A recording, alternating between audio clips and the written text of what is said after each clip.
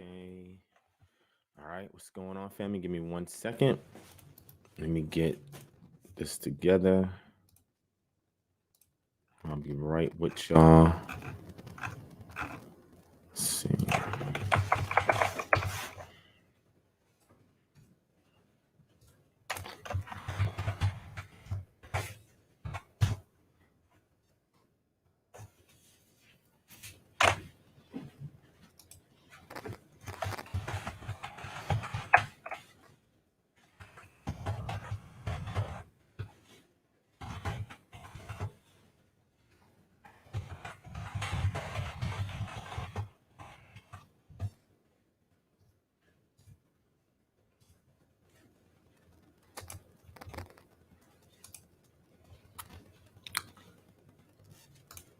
Okay.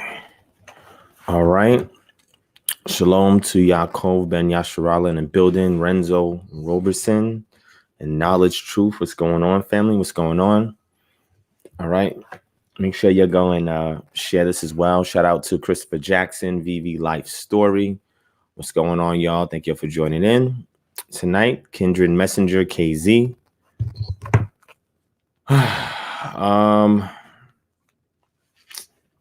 I had a couple of callbacks I had to do today, but I guess that's going to have to wait till tomorrow. So if anybody's watching this, I think it's about 3 callbacks I have to do. Just bear with me. I'll hit y'all up tomorrow. Tomorrow night before I do the Freestyle Friday. All right. Shout out to The Rock, Kanya, Kindred Messenger, KZ, Consuelo F, Kendrick Black, Minister Maccabi. What's going on, family? Thank y'all for tuning in. All right. Make sure you share this video. Let's see. We're going to get started in 1 second. 1 second. Shout out to Wilderness of Judah, 617. Let's get it. Sean Fleming.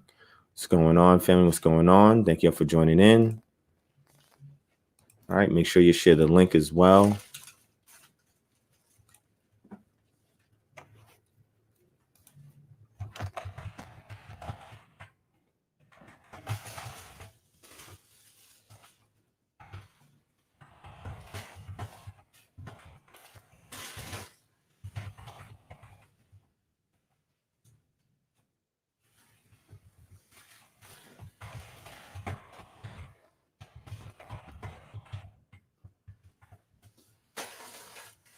All right, let me do this.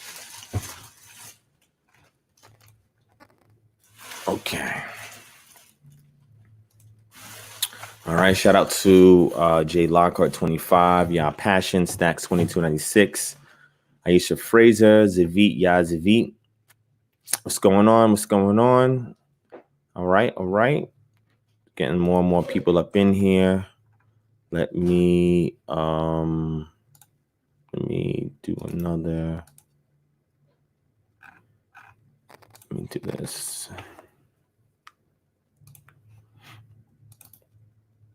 I gotta update this page.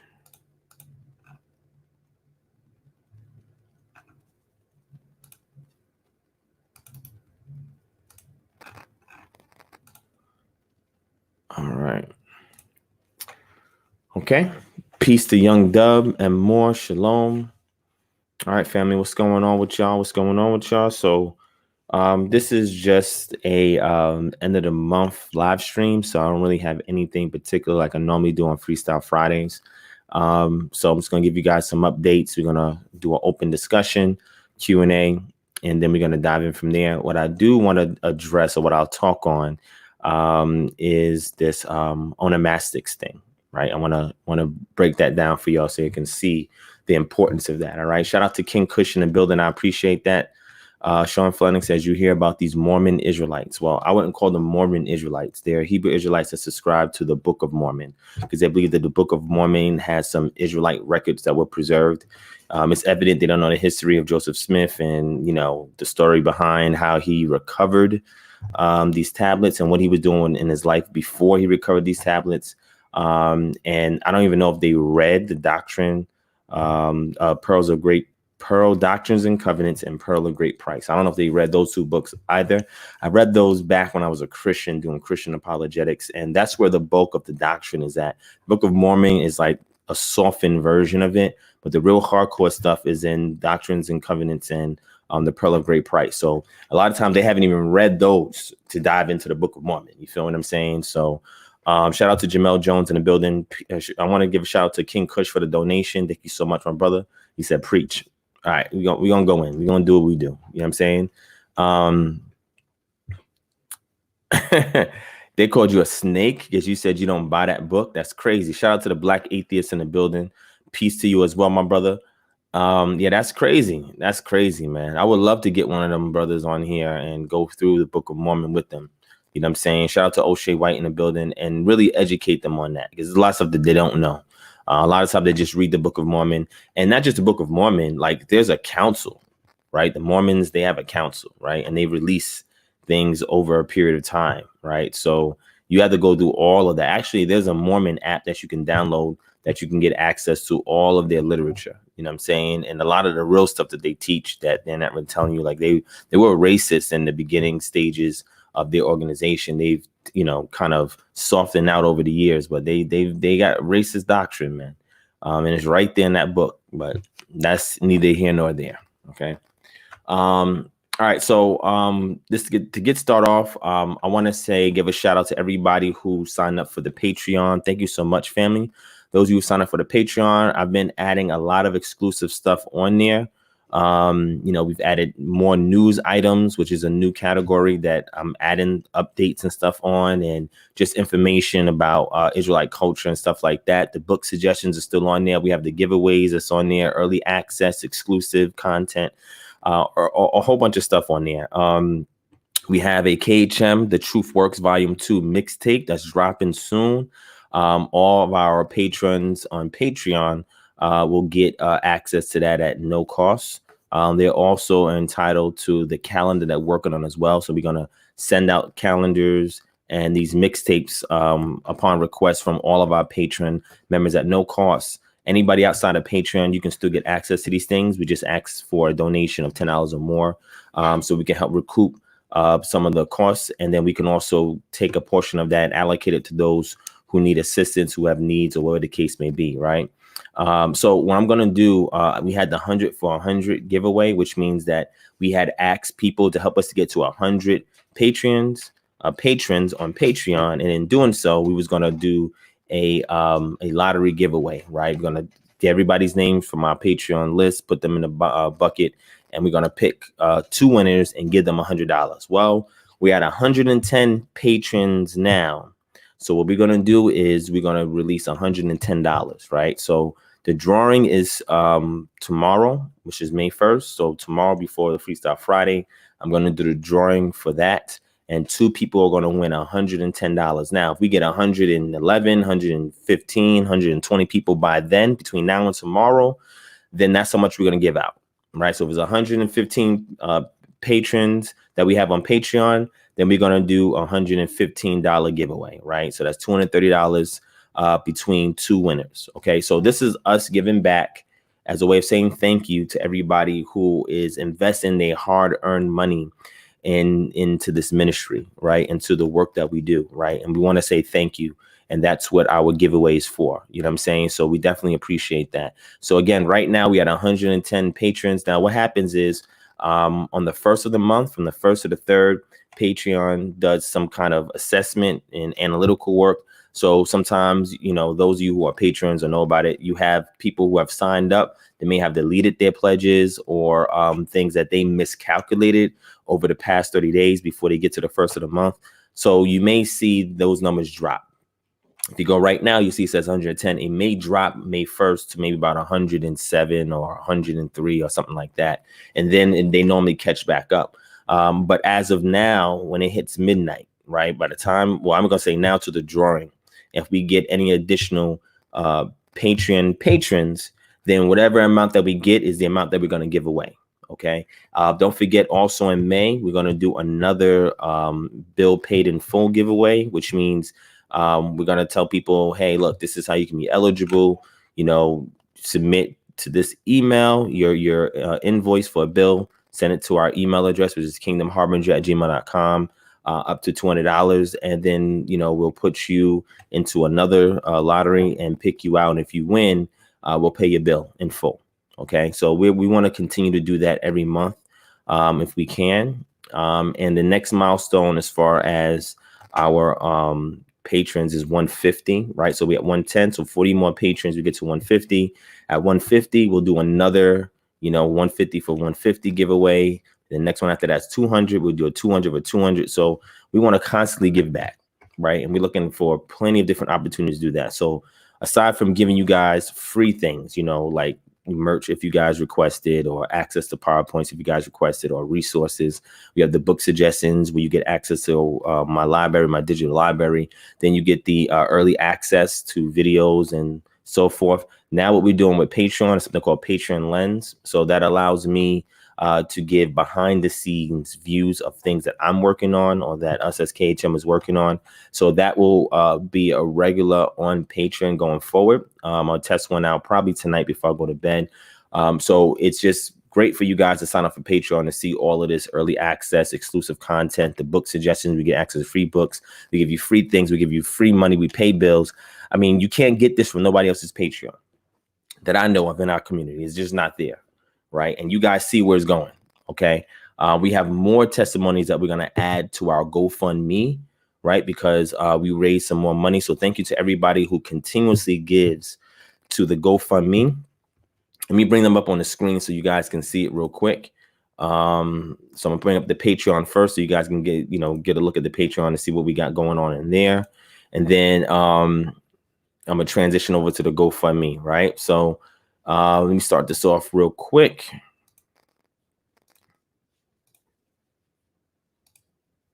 All right, so here on the Patreon here, we have new things that we've posted.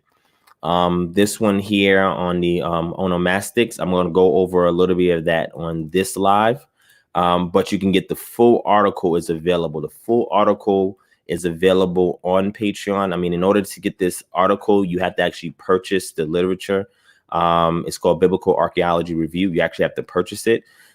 This summer 2020 is really a brand new edition. They released it and then they pulled it back, but I captured everything before they pulled it back. But if you are a Patreon member, you get to read all the pages from the article. I'm gonna go over 3 pages for you. There's 1, 2, 3, 4, 5, 6 pages. So on this live stream, I'm going to go over 3 pages with you guys, but there's 6 full pages for the full article. So if you want to get access to the full article, you can just sign up for Patreon. If you're already a Patreon, you can see this article. But again, this is part of a publication that you guys can subscribe to. Of course, money to subscribe to it, but you can get access to this for free on Patreon. And what I'm going to do is look for select articles like this in this magazine publication going forward, because I have tons of them, right? So just so you can see some of the ones I just got sitting here. I've been subscribed to this thing for years. Just so that you can see these things. It's right here. Hold on. Let me show it to y'all so y'all can see on the screen real quick. See? All of these magazines, man. I got tons of them. Tons of them. Right? I read each and every one when I get them. And there's so many great articles in there. Some articles I'm like, wow, this is a hidden gem. So what I'm gonna start doing is I'm gonna start grabbing the best articles from these that pertain to the things that we teach and share on here, and it'll go up on Patreon. So if you guys are interested, sign up for Patreon and get access to that. Okay, it's a lot of great information. Again, what we're doing here is reconstructing and restoring ancient pre-Israelite culture. Okay, and I'm showing you things that contribute to that wealth of knowledge, right, or that knowledge base that we're trying to build up. Okay, because it's only through that type of research can we properly apply it in the contemporary environment in which we live in today.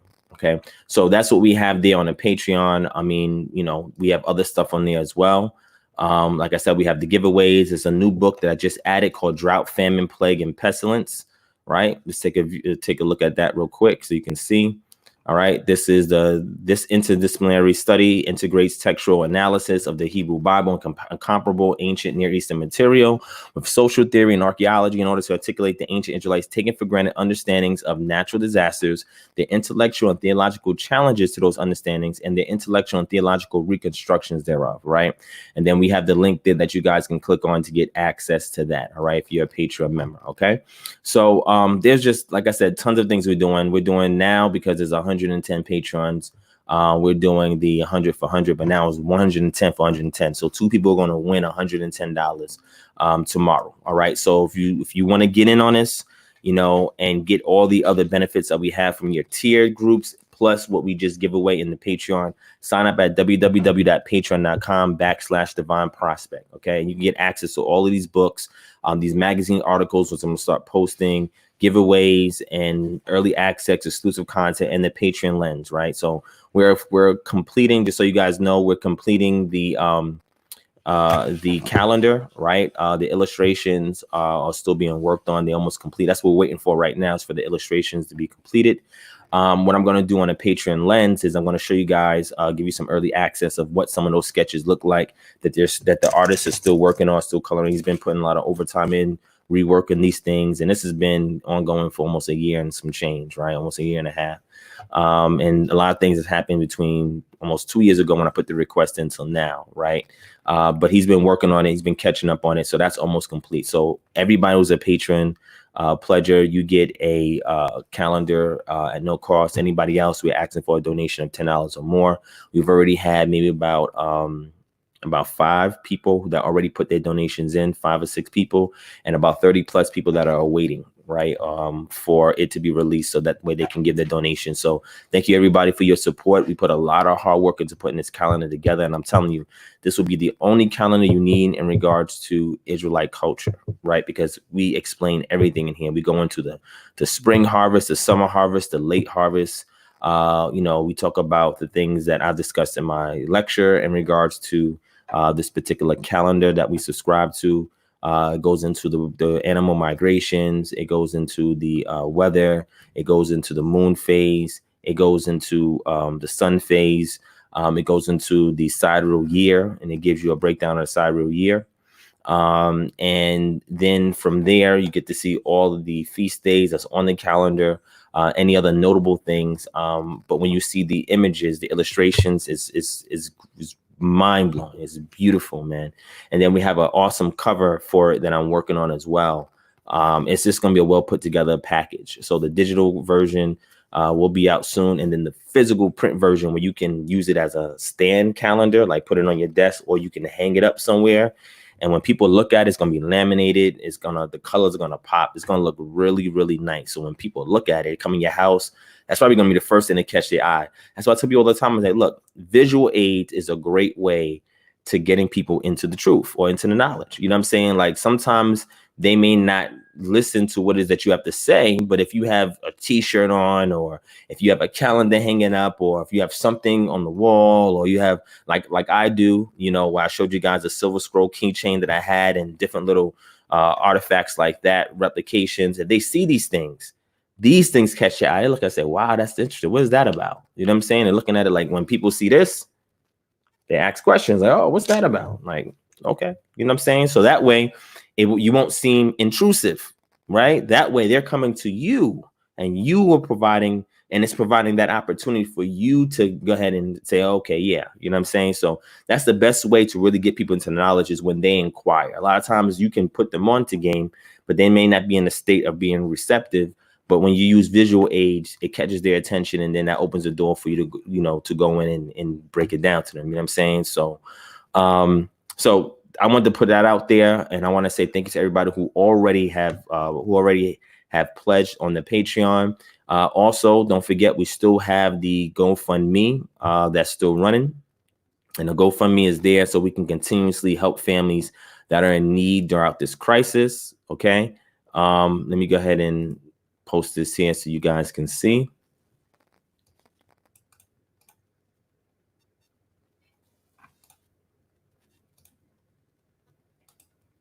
Right. And again, this is our Patreon. We got a couple new testimonies of people who are willing to share their stories. And I'm gonna update that too before I go to bed tonight. But if anybody wants to donate, we're at $7,380. We have a goal of $20,000, so we're almost halfway there. So I want to say thank you to everybody that's contributed to this. We've helped going on 40 different people, right? And I'm not gonna say most of them are families, right? And I realize it's mostly single parents, single women with kids that need this assistance, right?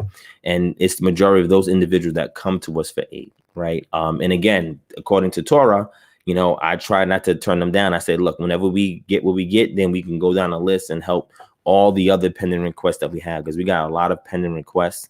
So we're trying to raise some more money so we can help these unfortunate individuals. We do what we can to screen them to make sure it's an authentic request. We've already had maybe about 4 different attempts to scam us, right? It's crazy, man, that people would do something like that when it's people that's really in need. Like 4 people attempt to scam us. And good thing that I'm used to spoofing scams and stuff like that. It's like we have picture verification where we have to see their face and we have to have them hold up a paper with something in writing. And then if that's not clear enough, we have voice verification that we need as well to make sure it's not the same person. We look at the emails and see if there's similarities in between the emails and so forth. We check the IPs where the emails are coming from to make sure that it's not from the same location, right? So we're doing what we can to screen to make sure when you guys donate this money, it's actually going to a person with a genuine need. We also ask for them to give us receipts. If you have a bill that's old or rent that's old, show us the invoice, right? Some people say, oh no, I gotta get groceries. And we say, look, you know, we're gonna give you some money to go get the groceries, but once you get it, you must take a picture of it and send it to us. Otherwise, you're not gonna be eligible for any future funds. So they have to get a receipt for any bills they pay, rent that's paid, or groceries. So we screen them as thoroughly as we can to make sure these are legit requests. And in the beginning, I was a little lax, but then I turned it up when I realized people tried to start scamming, right? It's crazy, man. So we're doing what we can. And so far people have been, you know, following up. So the people that we've been giving to lately, you know, they definitely are in need, and we've been able to validate that. But the thing is, it's not just giving them money, right? It's like, okay, so what is your situation? Why are you in a situation? And, you know, what are you doing to change the scenario? Or we give them suggestions, right? So we'll email them links to different services and organizations and state and city, you know, aids that's available to help them out, right? So we're not enabling people, right? This is just to get them some groceries, pay a quick bill, and from there get on their grind to get an alternative means for funding, because, you know, we can't do it. Now I offer them, I said, look, we can offer you employment. A lot of these people don't even want to do it. So I'm like, well, how really in need are you? If somebody's saying, look, you want to work and earn money, and then you don't hear back from them, even though the request is legit, you just don't hear back from them. I'm like, wow. So those people definitely not going to help again. If you're not willing to help yourself in a situation, then we're not going to baby you. We're just not going to do that, right? We're not going to enable or coddle that type of behavior. Okay, you must be a contributor to society, or at least to your community, and be willing to put in some work to earn your way. You know what I'm saying? Not get a free ride off of people just because it's available. You feel what I'm saying? So so that's all I'm saying, right? And it's sad that that's the case, that we have these people trying to swindle us out of money. And it's crazy because it's like, yo, like I had one single mother, and she used 3 different email accounts. And we initially say, hey, send us a picture so we can verify as you with your kids or whatever the case may be, you know, send us receipt. And she was doing that. And then what wound up happening was I saw that what she was doing was using her friends to kind of verify with somebody different. But when you looked at the picture, you see it's the same motel room. It's like you see the same clothes around here, the same items around there. It's like, oh, okay. So what you're doing is just getting your friends to come over so you can swindle more money. And it's like, nah, that's not going to happen. It's crazy. It's crazy. But you know what I'm saying? You know, is the way it is out here. People are doing what they're doing, man. You know what I'm saying? So but anyway, thank you to everybody that's donated. Anybody that, if you do have it to give, here's an opportunity to do so if you want to help others, because we can't physically go out in the streets without some risk, or posing some risk. This is one of the things that we're doing. Also, we're going to have a drop off Then I'm gonna do a video, and I'm gonna do early access on Patreon first, and then I'll reveal it here on YouTube. What you're gonna actually see is give items to somebody that needs them, some toiletries, right? But that's gonna happen shortly next month. All right. So with that being said, just wanted to make sure I put those out. Don't forget also, we have the flatten the curve face mask. Okay, so there's people that's still going out in New York City. There's people that is still required to wear a mask, and not just in New York City, in other states as well. There's a requirement people has to wear a mask. So what we want to do is promote our own, right? So that's why we tell our community, hey, if you can get it from us first, get it from us first. So what I'm going to do is I'm going to drop the link there in the chat for you guys who are interested. If you guys do want to purchase a face mask from a business in our community, there's a link right there. They're $8. Like I said, you can get the ones with the filters if you want as well. Those are available as well. These are the basic ones that you can get. These are all the different designs that are here. We have kid sizes or one size that fits kids as well. We have the strap adjustments. We have the different designs here, as you can see. And like I said, the essential oil infused filters and, other items that pretty much you're not going to get from anywhere else. The way that it's put together, the craftsmanship on there is excellent. So if you guys need the mask, I mean, we're whatever we can do, right? We're making sure we're producers in the midst of this crisis, right? So people know who to go to. Like Israelites, we should be the go-to peoples when there's a need. Right, we should be more prepared than the rest of the world, right? So these are things that we need to do, right? So this is why, we are doing these things. We're doing our part, right? So nobody can ever come to us, oh, what you guys are doing. This is what we're doing, right? This is what we're doing, okay? So if people are not doing anything to contribute, it's like, I don't mind critique, but it's like if you're critiquing for the sake of critiquing and your critique is not based on you doing something better, then it's like, okay, what is your goal? What is your objective? There's a lot of agent provocateurs out there. You know what I'm saying? Am I saying, oh, they government sent agents? They may be. I'm just saying what an agent provocateur is somebody that purposely causes a distraction or stir things up to compromise a particular goal, right? And also, I told y'all before about the Truth of Yah board games. So make sure you guys click the link in the description and purchase one. You want to use our code DPROSPECT. That's the reference code DPROSPECT and get 30% off your purchase. It's called The Truth of Yah, Volume 1. And you'll see the link down here in the description. Also, the Flatten the Curve Mask link is in the description. The Patreon link is in the description. And the GoFundMe link is all in the description below. All right. So make sure you guys, if you're fortunate enough, please invest in these things so that way your return that you get from these investments will either be something tangible or a way that the Most High will make for you, and or will have availability for you guys if the shoe is ever on your foot and you are in need. You can email us at kingdomharbinger.com and we'll be here to help you as best as we can. Okay, I can't promise we can help everybody, but we're going to try to help as many people as we can, and those who we can't, we're going to try to point them somewhere where they can get assistance. Okay, and if we can just get more people in the community to do this, I mean, we would just be more autonomous and self-sufficient, but everybody don't have an end state. You know what I'm saying? So it is what it is. All right. Shout out to King Kush. Don't give them all the information how you catch them. I don't know what he's talking about, but thank you for the donation. I appreciate that. I'm not sure what you're saying there. But anyway, shout out to Sean Bradley in the building.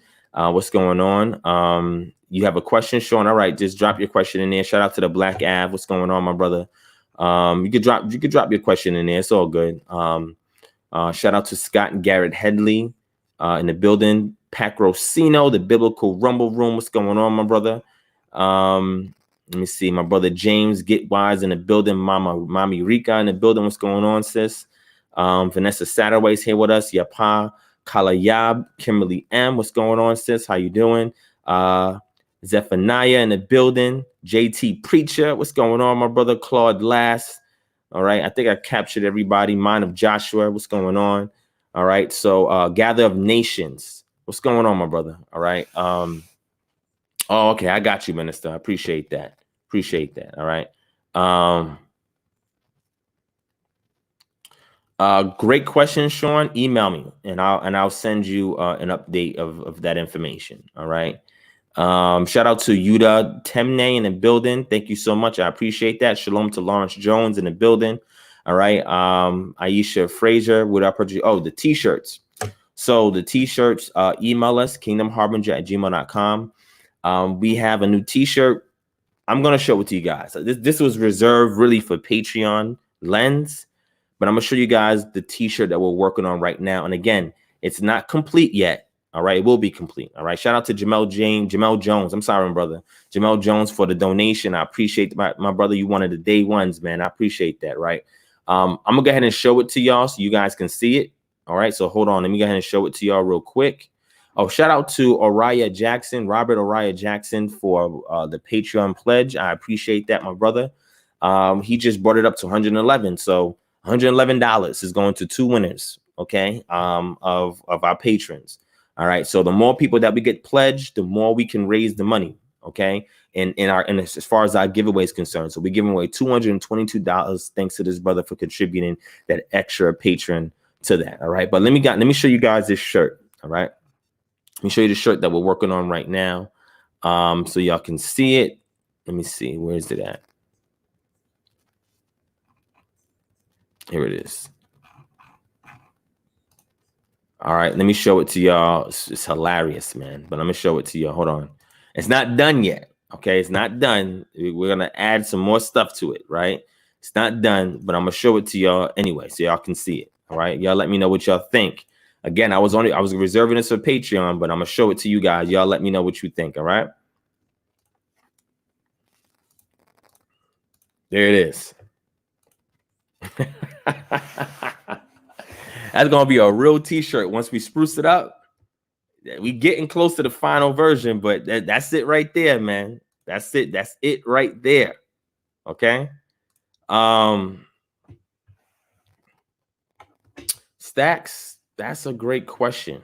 There was no yoga done there. There was combat, right? There's combat techniques that they did use in battle. There's a book on warfare in the ancient Near East. So if you're interested, email me. I'll send you that book. And they talk about some of the tactics that they use, you know, self-defense techniques and stuff like that. So, yeah, email me and I get it to you. So yeah, we're going to change it. So what you're going to see at the top is going to say Pastor No Swiping, but it's going to change from Pastor No Swiping to Pastor No Tithing. Pastor No Tithing. Pastor No Tithing. Pastor No Tithing. And then you're going to see, you know, the pastor say, oh, man. Yeah. And then underneath that, we're going to have a hashtag wording there. And then we're going to have scriptures there, break everything down. It's going to look really nice, man. Really nice. So if y'all want this shirt, email us at kingdomharbinger@gmail.com. When it's ready, we'll let you guys know when it's available. You guys can put in your donations and we can get the shirts out to you guys. Okay.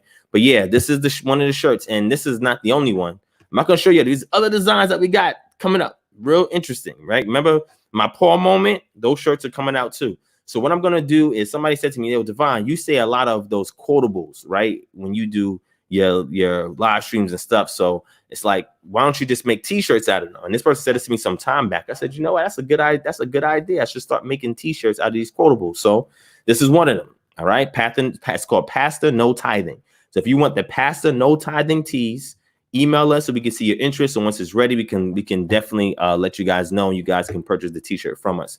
You can get it with or without fringes. It's up to you. You know, each one of them, you get access to our current mixtape at no cost, just from patronizing our t-shirt. You get a personalized thank you card from us.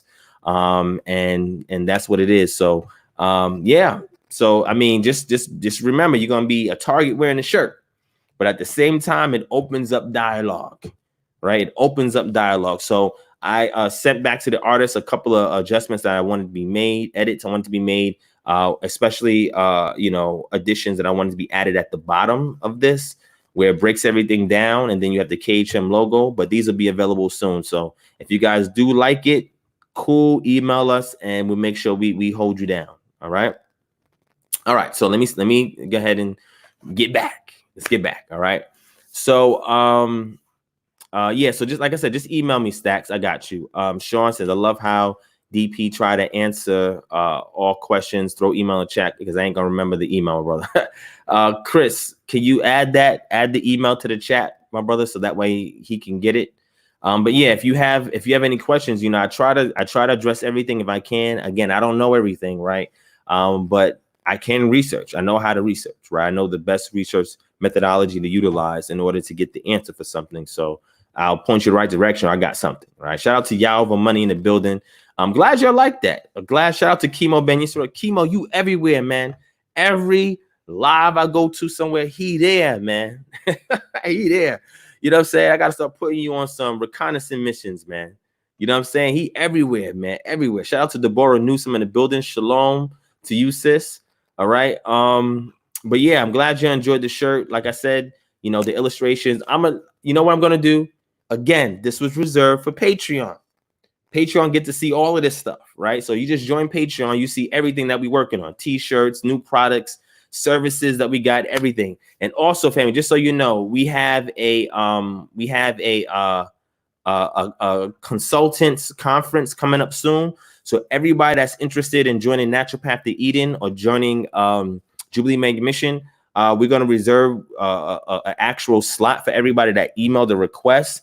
And we're going to bring all you guys into a conference call, a visual conference call. And we're going to pretty much onboard a group of people. Instead of doing one person at a time, it's easier to do a whole bunch of people. But we got a lot of people that want to, start working and partner with us to work and do the debt elimination, credit repair, and the naturopathic health consultation. You know what I'm saying? So this is a way that we can employ people and everybody can make money. And like I said, if you just want to join our affiliate or referral program, we give you $10 up front just for joining in. If you want to be a consultant, we send you $20 just for signing up. I mean, and then from there, you make your own money. You know what I'm saying? Like, you have nothing to lose working with us, nothing to lose. So just stay tuned for that. Email us as well if you're interested. Anybody wants to sign on. If you want a part-time gig, you want to do this full-time, you can do it full-time if you want, right? We help you with the promotions. We help you with the consultations, what to say, how to advise and all of that. You know what I'm saying? We train you on this.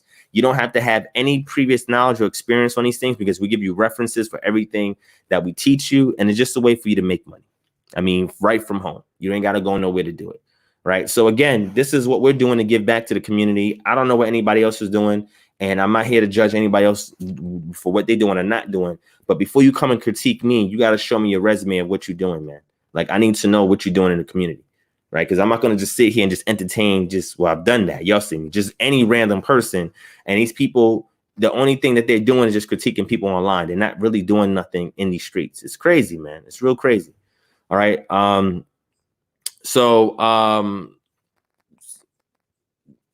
King David, come on, man. What are you talking about right now? Shout out to Phyllis Way in the building. How can reserve a conference call? That's essentially, I'm a registered nurse. Oh, Consuelo. So email us at naturalpathtoeden@gmail.com. Let me put it in here.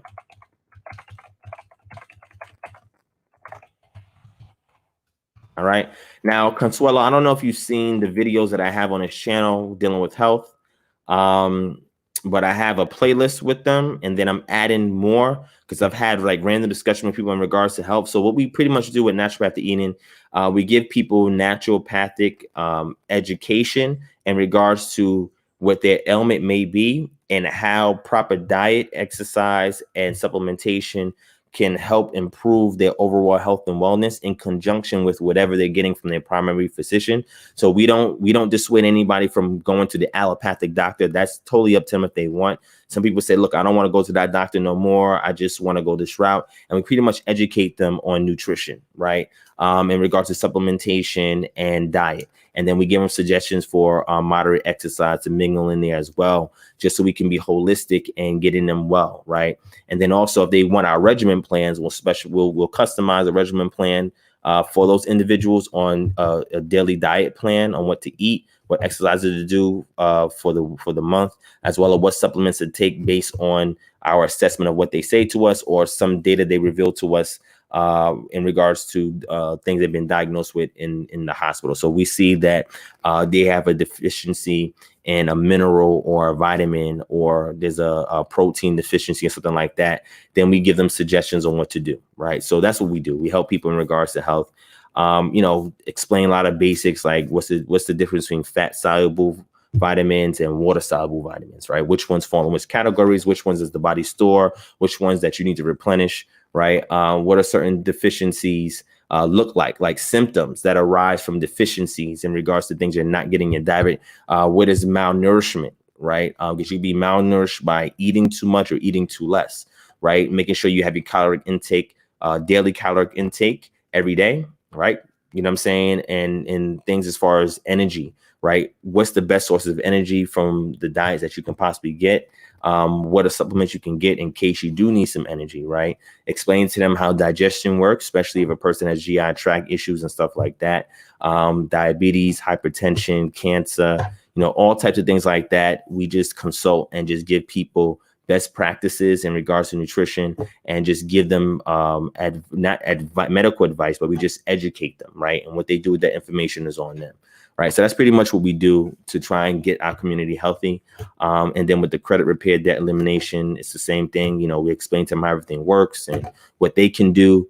A lot of times people don't want to do it on their own. They want us to do it for them. So there's a fee. Just like the regimen plans, we tell them what to do, but they want us to set it for them. So there's a fee. And from that fee that we charge after we complete out our service, if you're a consultant and you're working on that individual, you get 50% of the commission. Or if you're an affiliate or, part of the referral program, you get 25% commission from that paid fee, just from referring them or working with that individual after we give you some training, right? So it's a way that we employ people that want to do these things on the side. And some people have told us that they want to do it full time. And what we do is we help with promotional materials, right? I create a lot of promotional materials that you can use to promote these services as well. We give you reference books that you can also share, things that you can read yourself, things on what to say. And we're just doing this even if you just want to get in the conference just to learn, right, about things that you could be better at or more skills that you can garner, so you can be a better contributor to the community. We're here to help with that. All right. So fasting as well. So we also talk about fasting. That's really for people that suffer from cancer. You heard about the ketogenic diet, but we explain people what ketones are, right? How the liver senses the need for it, how it releases ketones into the bloodstream, what's the uptake channel, right, into the cells for ketones. That's different from, let's say, your blood glucose, what ATP is. So, if they want to go that deep, we can explain those things to them as well, because those things are extremely important, right, to know what's going on with your body and how to best equip it so that it can do what it needs to do, right? So those are things that we get into as well. So shout out to Audrey Daniels in the building. I Love Soil Do You. Very interesting name. My brother Yard in the building, the Meat Tree Elder. What's going on, my brother? All right. So let me see.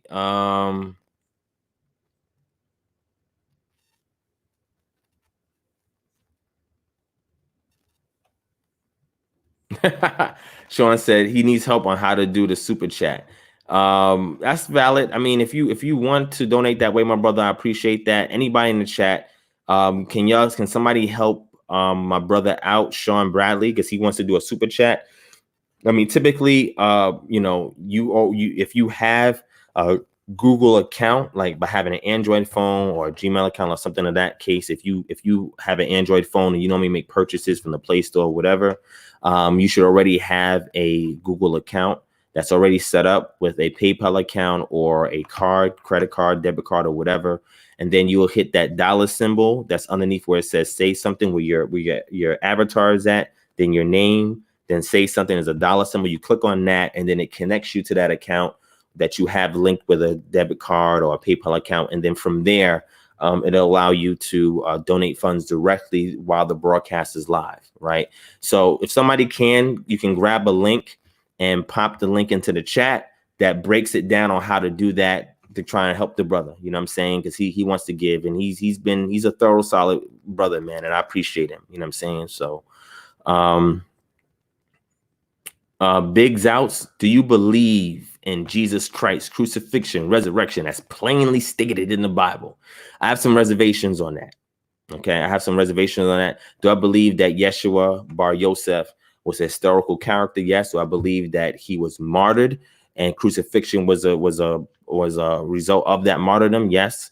In regards to the resurrection, there's a bodily resurrection account, and there's a spiritual resurrection account, right? So that is where the controversy lies. And again, that's something that I will get into more maybe in a future lecture. I've hinted at it in a previous lecture I did in 2017. But when you say plainly stated in the Bible, when people say stuff like that, they typically have a very dogmatic stance on the text, and they're very rigid. So sometimes some things, you know, when you say certain things, it'll kind of like turn them off and or maybe agitate them. So the zealousness within them comes out. But I mean, you asked me, do I believe? I just kind of told you what my subscription is briefly, right? Shout out to Howard Seraphine in the building. What's going on, brother? One Love in the building. Jen and Jude 7-Day Theory. What's going on? Calvin Castillo, shalom to you as well. Chief Mike, shalom, shalom. The Black Karib, my brother Coyote in the building. What's going on, my brother? All right. So let's get started, family. All right. So I'm gonna go over some onomastics with you guys as well. Like I said, I'm gonna read 3 pages from that article and break it down. Now, Riyadh Damani said free Palestine. Okay, not sure what you mean by that, but all right. If you're gonna troll like this in the chat, you will be blocked. Okay, I don't know where you came from, but we don't tolerate that over here. Okay, so you'd even show common courtesy by saying shalom or peace to the family in the chat or to me. You know what I'm saying? The host. You come in here saying free Palestine. What's that about? And I'm not saying I disagree with you or agree with you. I'm just saying, like, what's that? You know what I'm saying? But anyway, Sean is crazy. Shout out to Sean, Mr. E's Remedies. The link should be in the description. If anybody that wants to get any supplementation, I went over this before in a previous video. The link will be in the description so you can patronize another person in our community that's offering supplements, right? Based on the things that we're talking about. Shout out to my brother Virtue in the building. All right. Knowledge Truth. Can you share which BHS is the best, or LXX, or Alexandrian text types, or which manuscript is best translated into English? Wow. Knowledge, you just come out of nowhere. All right. Riyadh, I don't know what you're talking about. All right. If you're not going to contribute constructively to this discussion, then you will be timed out. It means that simple. Shout out to Ron Eastside in the building. All right. Anytime, Sean, we got you. All right. Yeah, he's definitely trolling, of course. So can you share? So BHS, right? So when he says the BHS, right, there's no which BHS. The BHS, Biblica Hebraica Studiogensia, right, which is the de facto manuscript or transcription of a manuscript that they pull from Leningrad manuscript that is used to measure against all other Old Testament or Tanakh manuscripts that are out there. Okay, that's the one that academia uses. So that is the standard, right? And there are Bibles that utilize that as well. Okay, so that is going to be your academic standard, right? That is used to measure everything else against, right? So if you get a BHS, that's the standard, right? As far as the LXX, the Septuagint, there is a Septuagint standard as well. What I typically recommend is people go to katabiblion.com and you can get the online version of the best LXX on there, right? I have one also on my Logos program, but I barely use my Logos program. I used to use it heavy when I was a Christian, and when I first came into the truth, I've stopped using it since. You know what I'm saying? I have great resources in it, but I rarely go to it now. You know what I'm saying? Because I use other sources, right? But that's what I would say. As far as the Alexandria text type, or which manuscript is best translated into English, best translated into English. Well, I can't say that because, like, when you look at a lot of critical edition Bibles today, like your ESV, your New King James Version, your RSV, a lot of times they're going to have footnotes. And what they typically do is a lot of times they refer back to older manuscripts like the Alexandrian text types or text type family. and they'll refer to those manuscripts, but there are different variant readings amongst them. There's some that are consistent, there's some variants, and sometimes a footnote will go to a variant and they'll list what that variant is from there. So what I would say is, when you say the best, I would say, there's a consensus between, when you do a deductive analysis, there's a consensus between this manuscript family with things that are consistent, but then you have variants, right? And those variants, typically the rule of thumb when you're doing textual criticism and you see variants, right? So let's say we have 10 manuscripts, and out of the 10 manuscripts, we have, a verse that has two lines, right? So typically what they do is, if I have all 10 of them, let's say all 10 of them have one line, and let's say 4 of them have an extended line. So what the rule of thumb is, the shortened line is the original, and the extended is really something that they say or propose that was added later on, an interpolation that was added, later on, right? And they use this methodology based on the perusal through tons of manuscripts to get to that conclusion. Okay, I have tons of books on this if anybody's interested. Again, we put them up on Patreon, so you can sign up for Patreon and get access to their full library, or you could just request it via kingdomharbinger@gmail.com. It's just, we try to give additional benefit to people that actually support the ministry financially. So we give them the link so they can get into the books and they can get access to all the books on it. So we have books on textual criticism, and it also includes the Alexandrian text type. I put one up for the Old Testament that mentions the BHS in it, and the Emmanuel Tove's work. I'm going to add that tonight, and he's the best when it comes to Old Testament or Tanakh textual criticism, and he'll go into that for you as well. But we'll have that book on the Patreon, or just email us kingdomharbinger@gmail.com and we'll get you a copy. All right. Shout out to my brother Sean. He found out how to do it, man. Thank you so much, Sean, for your donation. I appreciate that, my brother. I'm here to serve. That's what I didn't come in here to do nothing else, man. You know what I'm saying? I didn't come in here to get rich. I didn't come in here to play the people. I didn't come in here with some fancy disguised agenda. I mean, the objective is, I'm trying to reconstruct and restore our lost culture so we can apply it in our contemporary environment today and yield results, right? Yield the intended results, right, from the reconstructed and restored culture. And with that, share it with people so we can be a more close-knit community, and we can be self-sustaining, self-governing, right? So we can rely on each other when crises like this happen. Because look, you think this coronavirus situation is a big deal. Wait till you see what happens 2 years from now, 5 years from now, 10 years from now. You know what I'm saying? These things are going to be, intricately controlled by the powers that be. And the only thing that can supersede human flesh is the supernatural. So if you're not tapped into the supernatural and have this understanding that I got to work with my community so we could be self-governing and self-sustaining when these crises is happening, you're going to be clinging on to this secular realm while it's being judged. You know what I'm saying? So that's what we're trying to push with K. Shemin. Once they lift the travel embargo, we're going to go back to setting up these chapters. You know what I'm saying? So we can hit every major city in the U.S. and then go outside the U.S. and hit major cities with the objective of creating these hubs so we can come together when these crises happen. We can be the first responders. Our first responders shouldn't automatically be the police, right? Shouldn't automatically be the National Guard, or shouldn't be the ambulance or the fire department. Like, we should have these skills in our community. We should be able to cross-train each other with these skills so we can respond. That's the only way you could be a light. If by your works people see it and like, yo, these guys are prepared. Like, how they know how to do this? And yo, KHM is everywhere when things need to be done. Like, that's how we need to move. Not just trying to recruit people and join our church or congregation, and, the Lord's Prayer right there on the spot and trying to take you in baptized and get you for tithes and offering. Like, we're not doing that. That's not what we're doing, man. That's not what we're doing. All right. So anyway, let's keep moving. King David, listen, King David, I've already invited you to a discussion.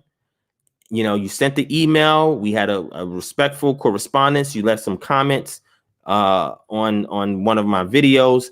You come in here all the time and you say this stuff. Okay. And I'm saying, get in the panel. If you have something to say, get in the panel and let's go in. It's that simple. Okay. Shout out to Truth Seeker in the building. Coco, Tawaki, Taylor, what's going on? Of course, Houston is on that list, man. I got several people in Houston that's watching right now. Houston is already on that list. Okay. So I got you, my brother. So Ron Issa says, Divine, I seen a brother go on Facebook Live and told sisters to shut the bleep up, look pretty, and submit to their husbands. How do we best interact with people of this mindset? Wow. I would say don't even entertain them. Don't give them your views. Don't give them your support. Ignore them. They do these things for sticker shock because they know if they say things that's shocking like this, more people be intrigued because to them, any controversy is good controversy. Don't feed into it. When you see stuff like that, you promote channels and videos that say the opposite. I have a video on here that's called "A Closed Mouth Doesn't Get Pled." Let me post that in the chat. You can respond with that video. And I have a lecture coming out. Well, not a lecture, but a session coming out on Sanetta's platform where I deal with that. I talk about that, right? These are people who are misogynistic. We don't feed into that misogynistic energy at all. We don't do that. If you're a man and you play a role, automatically the opposite gender will complement that. If you're not playing your role, then you're going to have to do things like that because that's the only way that you can try is the key word, to intimidate people into submission. And that's not how it's done. Like we don't see that in scripture anywhere. There's no point of reference in the culture of that. And like I tell you all the time, we had an egalitarian society before the monarchy started. People don't even know about that, but we talk about that here, right? But let me give it to y'all. Let me post this video, right? All right, so I'm gonna drop it there in the chat. All right, and what you do is you post this link, okay? Anytime you see some foolishness like that, all right, you post that link. Also, let me show y'all here if y'all haven't already seen it, because I posted it on the community tab of YouTube. I posted it on social media, but let me post this on here so y'all can see it as well. I want to share this with y'all. All right, since we live, I'm gonna share this with y'all. Well, there's various ways that you can counter this. Okay, let me show it to y'all. All right, y'all take a look at my screen real quick. All right, I just put this together a couple days ago. Right, so here's the picture on the screen. Right, I have it here as the woman of valor, and mind you, we have T-shirts that's coming out. Right, it's awesome T-shirts we got coming out. And pretty much what it is, and I'll give you an idea of it. And if you're on Patreon, I'm gonna do a Patreon lens of it so you guys can see it. So I'm working with an artist, and what he's doing is we have a woman that's there, and it's like she's like split down the middle, and you see attributes that make up, like word attributes that make up an image on this side, word attributes that make up a image on this side, and this side says Gevira, and this side says Ishet Hayil, right? And then you see at the top, you have that word Chokmah that's there. And then you see other little things on the side. And pretty much what it's showing is it's saying that the Tanakh is not misogynistic, because it's not misogynistic. You cannot have books in the Tanakh about women if it's misogynistic. You can't have women hold property in certain case scenarios. We've seen that. That's what I talk about in that lecture there. You know what I'm saying? If they were just subservient, supposed to shut up and not do anything. Matter of fact, Zephaniah's daughters were the ones that actually push to gain rights so that way they can get property against men that were trying to keep them shut. And the Most High heard them because they didn't shut their mouth, right? They had a inquiry that they wanted to bring forth, and people tried to shut them out. And as you can see, the Most High honored it, and he added to the Torah because of that, right? But here on this screen, I think this is a nice little teaching moment as well. And it says here, Proverbs 31, 10-31 should not be downplayed. The passage is called an acrostic poem. This means the first letter of each verse begins with a Hebrew alphabet in sequential order from Aleph to Tav, right? Described as covering her attributes, like we say in modern idioms, from A to Z. Like I cover this from A to Z, right? The fact that the author made the meticulous effort to present this in such format goes to show the value he had of the subject. The Ishet Hayil, the woman of valor, is a direct expression of Chokmah, figuratively found in Proverbs 8. This is evident from Proverbs 31:26. Pi'ah pat ha behak ma. So this right here, what I just read in Hebrew, it translates to her mouth because we have the feminine suffix ha here or ah here. She opened, feminine suffix here, ha here, with wisdom, be hokmah, right? So her mouth, she opened with wisdom. And Proverbs 8:25 being compared with Proverbs 18:22. The Proverbs 31 woman of valor is a wife based on the word ba'ala. So this word, right? The root word here is ba'al, right? And you have the feminine suffix her, which is a pronoun meaning her master, right? In verse 28, because you say it says her children, which I believe is Yeladim, if I'm not mistaken. And then it says Ba'ala, which is her husband, right? Or her master, her overseer, right? So you see that word there. Then it goes, and then I go and I summarize it by saying, men, next time we encounter a women of valor, all women are not a women of valor. All women don't. All women have the potential, but all women are not going to realize that potential because of various different variables. They may not realize that, but there are women who are expressing it, and there are women that have that potential, but it needs to be tapped into. And the best way to tap into that is to link that woman up with another woman who's exhibiting these attributes. Okay. But next time we encounter a woman of valor, let's remember, because the word for male in Hebrew is zakar, an adjective form of the word remember, why she was bestowed by the Creator, so we wouldn't be alone, but equipped with an opposite to aid us in this journey. And I give you Genesis 2:18 to kind of break that down, that man should not be alone, and that I'm going to give him, some people say a helpmate or help meet. No, it should be an opposite aid, because that word for help there, or helper, the psalmist uses this attribute to the Most High, that when he's in need and distress, he has a helper. Most High says, I'm gonna give you an opposite helper. So when you in need, distress, or whatever, you have this person there to assist so things can get done. This is when we go back and look at the woman in Proverbs 31. She was assisting the household. She was assisting the man while he was out away doing what he was doing. She was taking care of everything in his absence. She didn't slow down production. She didn't let things pile up and duties. No, she took care of business while he was away from the home. And she was praised because it says when she opened her mouth, wisdom came out.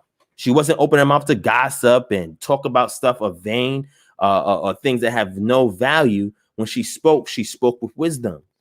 She is the manifestation of Chokmah, right? If she is able to tap in to these attributes. And if like I said, this is what we need to raise up. And with these shirts, what we want to do is we want to use it as speaking a piece for you to open up dialogue so people can read it and come to you and say, hey, what's that? You know what I'm saying? I've never seen that before. What does that mean? So these are things that we're trying to bring out. So when we encounter those misogynistic individuals, just give them the facts. This is all facts right here. It's not my opinion. I'm not making this up. This is all facts. All right. Shout out to Sister E for the donation. Thank you, sis. And Sharon Hammonds for the donation. I appreciate that. Thank you so much, Sharon. I appreciate that. All right. So what I'm saying is share counter information. All right. Share counter information when you see that nonsense. If you're going to see it at all, I would say just leave it or ignore it. But if you're compelled to watch it, share information that counters that. All right. Well, to be honest with you, Jen and Jew 7-day theory, that word is not rib.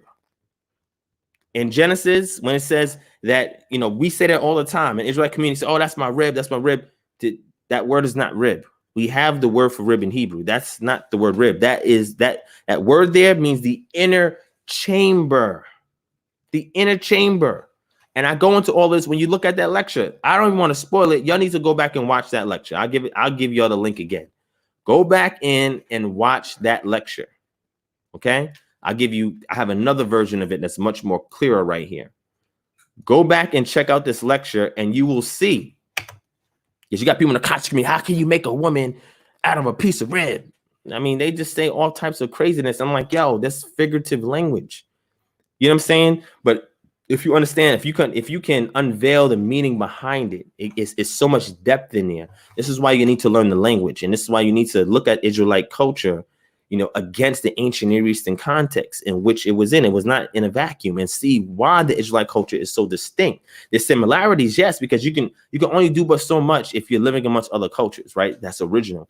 But it's your distinction that you place on your narrative that makes it stand out. All right.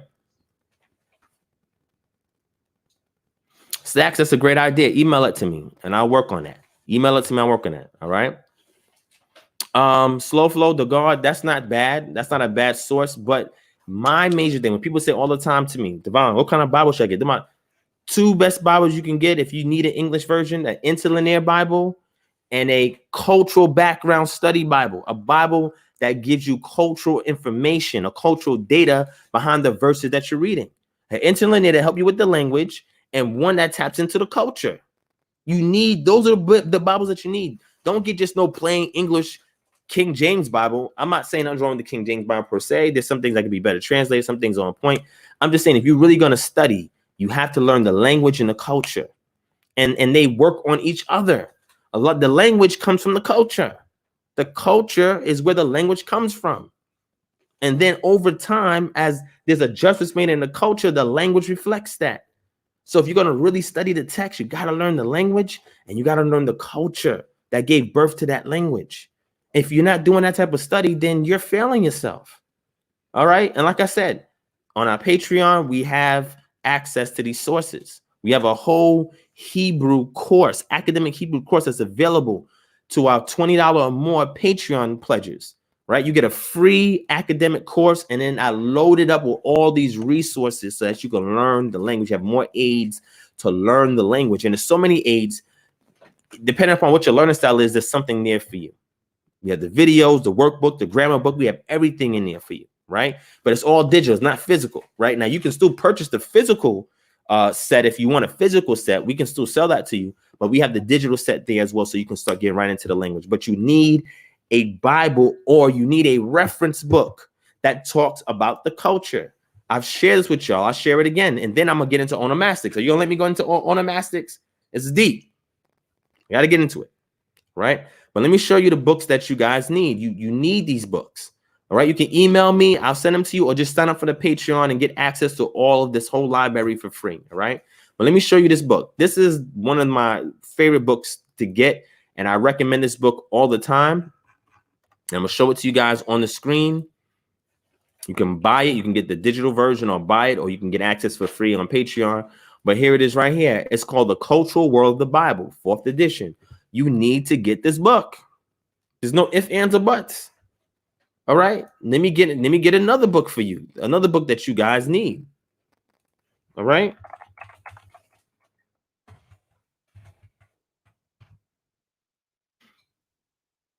Right. Here's another book that you guys need right here. It's called Ancient Israel by Lester L. Grab. You need this book. You need it. All right. And let me go to another book. There's tons of books, but these are the 3 main ones. All right, let me go to a Bible, 2 Bibles you can get. I'm going to show you 2 different Bibles that I recommend that you get, okay? Let me wait for this to load up, and I'm going to show it to y'all in 1 second. Hold on. See, what we do here, shout out to Stacks for the donation. Thank you so much, my brother. I appreciate that. What we do here is we teach you how to get into the language, into the culture, and then you can understand what we're doing here. See, what we do is we take the language and the culture to kind of decipher what we're reading in the text.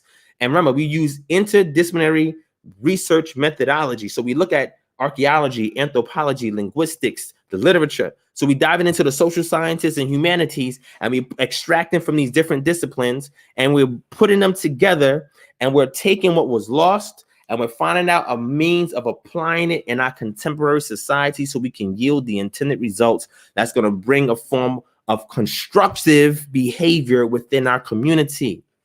That's the only way we can see change. You have too many people now that are going based on presuppositions when they look at the text, and they don't know how to put themselves back into time, into the context in which they're reading. They're applying contemporary ideas and concepts and the way you see life today, and you're opposing it onto the past. It don't work that way.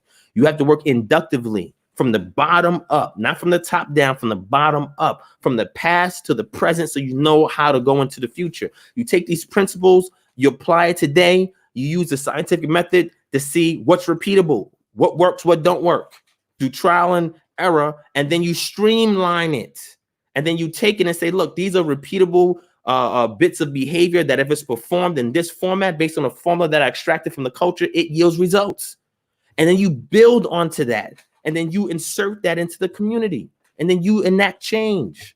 Sometimes you got to go and do some activism. Sometimes you got to go and give or whatever, just so that people can know you're there. And when they tap into you, you can give them that reconstruction.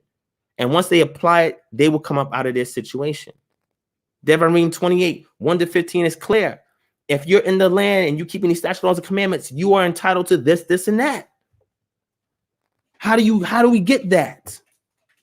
How do we get that? We have to learn how to properly apply Torah. And it's misapplied a lot. It's misapplied a lot. Here's the other resource right here. Let me show it to you guys real quick. And if you don't learn the culture and the language, nothing else is going to matter. Nothing else is going to matter. Nothing else is going to make sense in its original context. It's called the Cultural Background Study Bible. Bringing to life the ancient world of Scripture. You need to get this book. All right?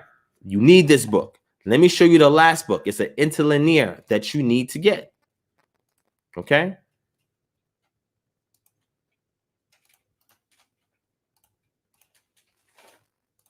Let me bring it up. You also need to get lexicons. Lexicons are extremely important as well. Okay? So this one is, let me show you the screen real quick. This is the Biblia Hebraica Stuttgartensia, right? The Hebrew English interlinear ESV of the Old Testament. You need to get this as well. You see this? You have your Hebrew at the top. Bereshit bara Elohim et ha shamayim ve'et ha eret. And it goes on and on and on. And what you have underneath it is a direct correlating translation, right? So here it says in beginning, because there's no ha there, the definite article. It's Bereshit. So in beginning, he created, because we know this is a masculine verb, right? Bara, masculine verb, but it doesn't match in number with Elohim. And this is where you get your majestic plural thing that people make there. And I'm saying, no, it's a collective noun doing the action, right? And when you get down to 27 or whatever, you get to see that and play. But then you get the English translation here. But the reason why this is important is because not only does it have the Hebrew that you can follow along once you start learning the Hebrew, but it also gives you the direct English translation underneath it. And I'm not saying all of it is perfect. Like I wouldn't say Elohim is God. I would say this is the divine counsel, right? Or the divine essence or something like that. I wouldn't say that. And then you have the heaven, Shemayim is really the double waters or the waters above the dome, right? Because that's what they thought in ancient times. And I have books on the ancient Near East that breaks down the cosmogony of things.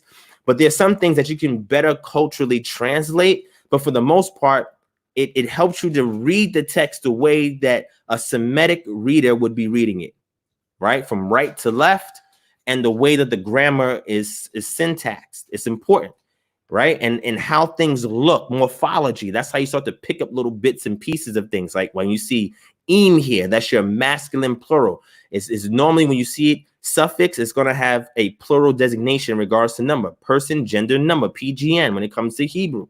Nouns, okay? And verbs match those nouns. Then you have your direct object marker et here, which doesn't have anything there because there's really no English equivalent to it. But again, as you're learning the language, you need an interlinear Bible because things will start to jump off the page. And they have a New Testament one too in Greek, if you guys are interested, okay? But these are the resources that you guys need because it will help you to navigate the text the way it was written from the author to the audience. It's that simple, all right? Keontae Gay said the Bible updates itself. Well, I haven't found that one yet. Keontae, if you can find the one that updates himself, like the brother told us about, the one, the one that falls from the sky, let me know. I haven't seen it happen yet. All right. But if you know about it, let me know. All right. Derayahu Bendora says, I found that book at a Christian bookstore for $5. Excellent. Excellent. All right. Sean, exactly. I agree.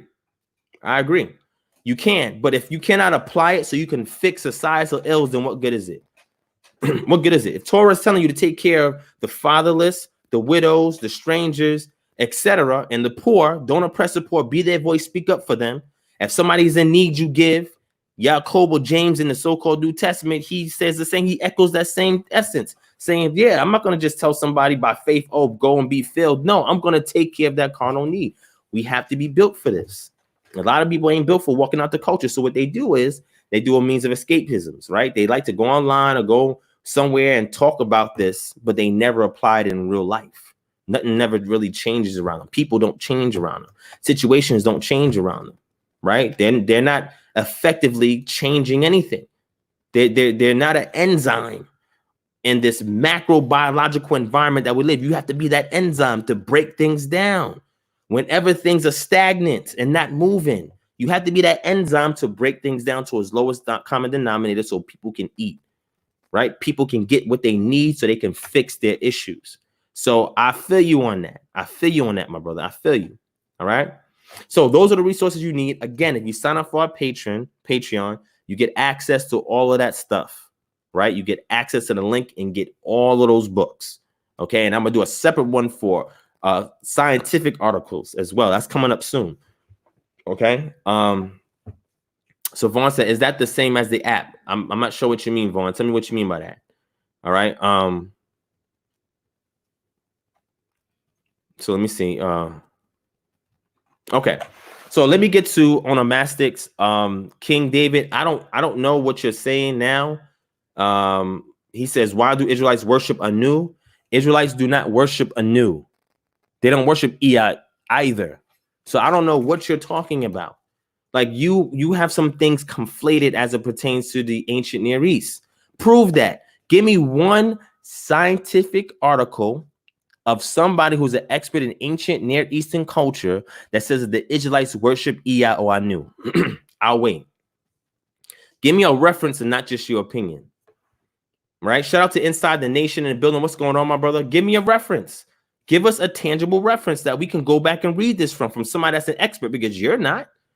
You're not an expert unless you wrote a paper on this and you've submitted for peer review. Only people in the conscious community do that. Nobody says you got to show proof that the Israelites did this in the Iron Age period. Iron Age 1, Iron Age 2. Give us some evidence of this. Show it to us. Let's see. Give us some artifacts. Where are they at? Give me a reference to one artifact. Give me the excavation report for that artifact so we know it was discovered in situ and not some random thing that's found in the black market. Where's it at? Okay. So you're not gonna divulge that. Okay. All right. Okay. So with that, let's move on.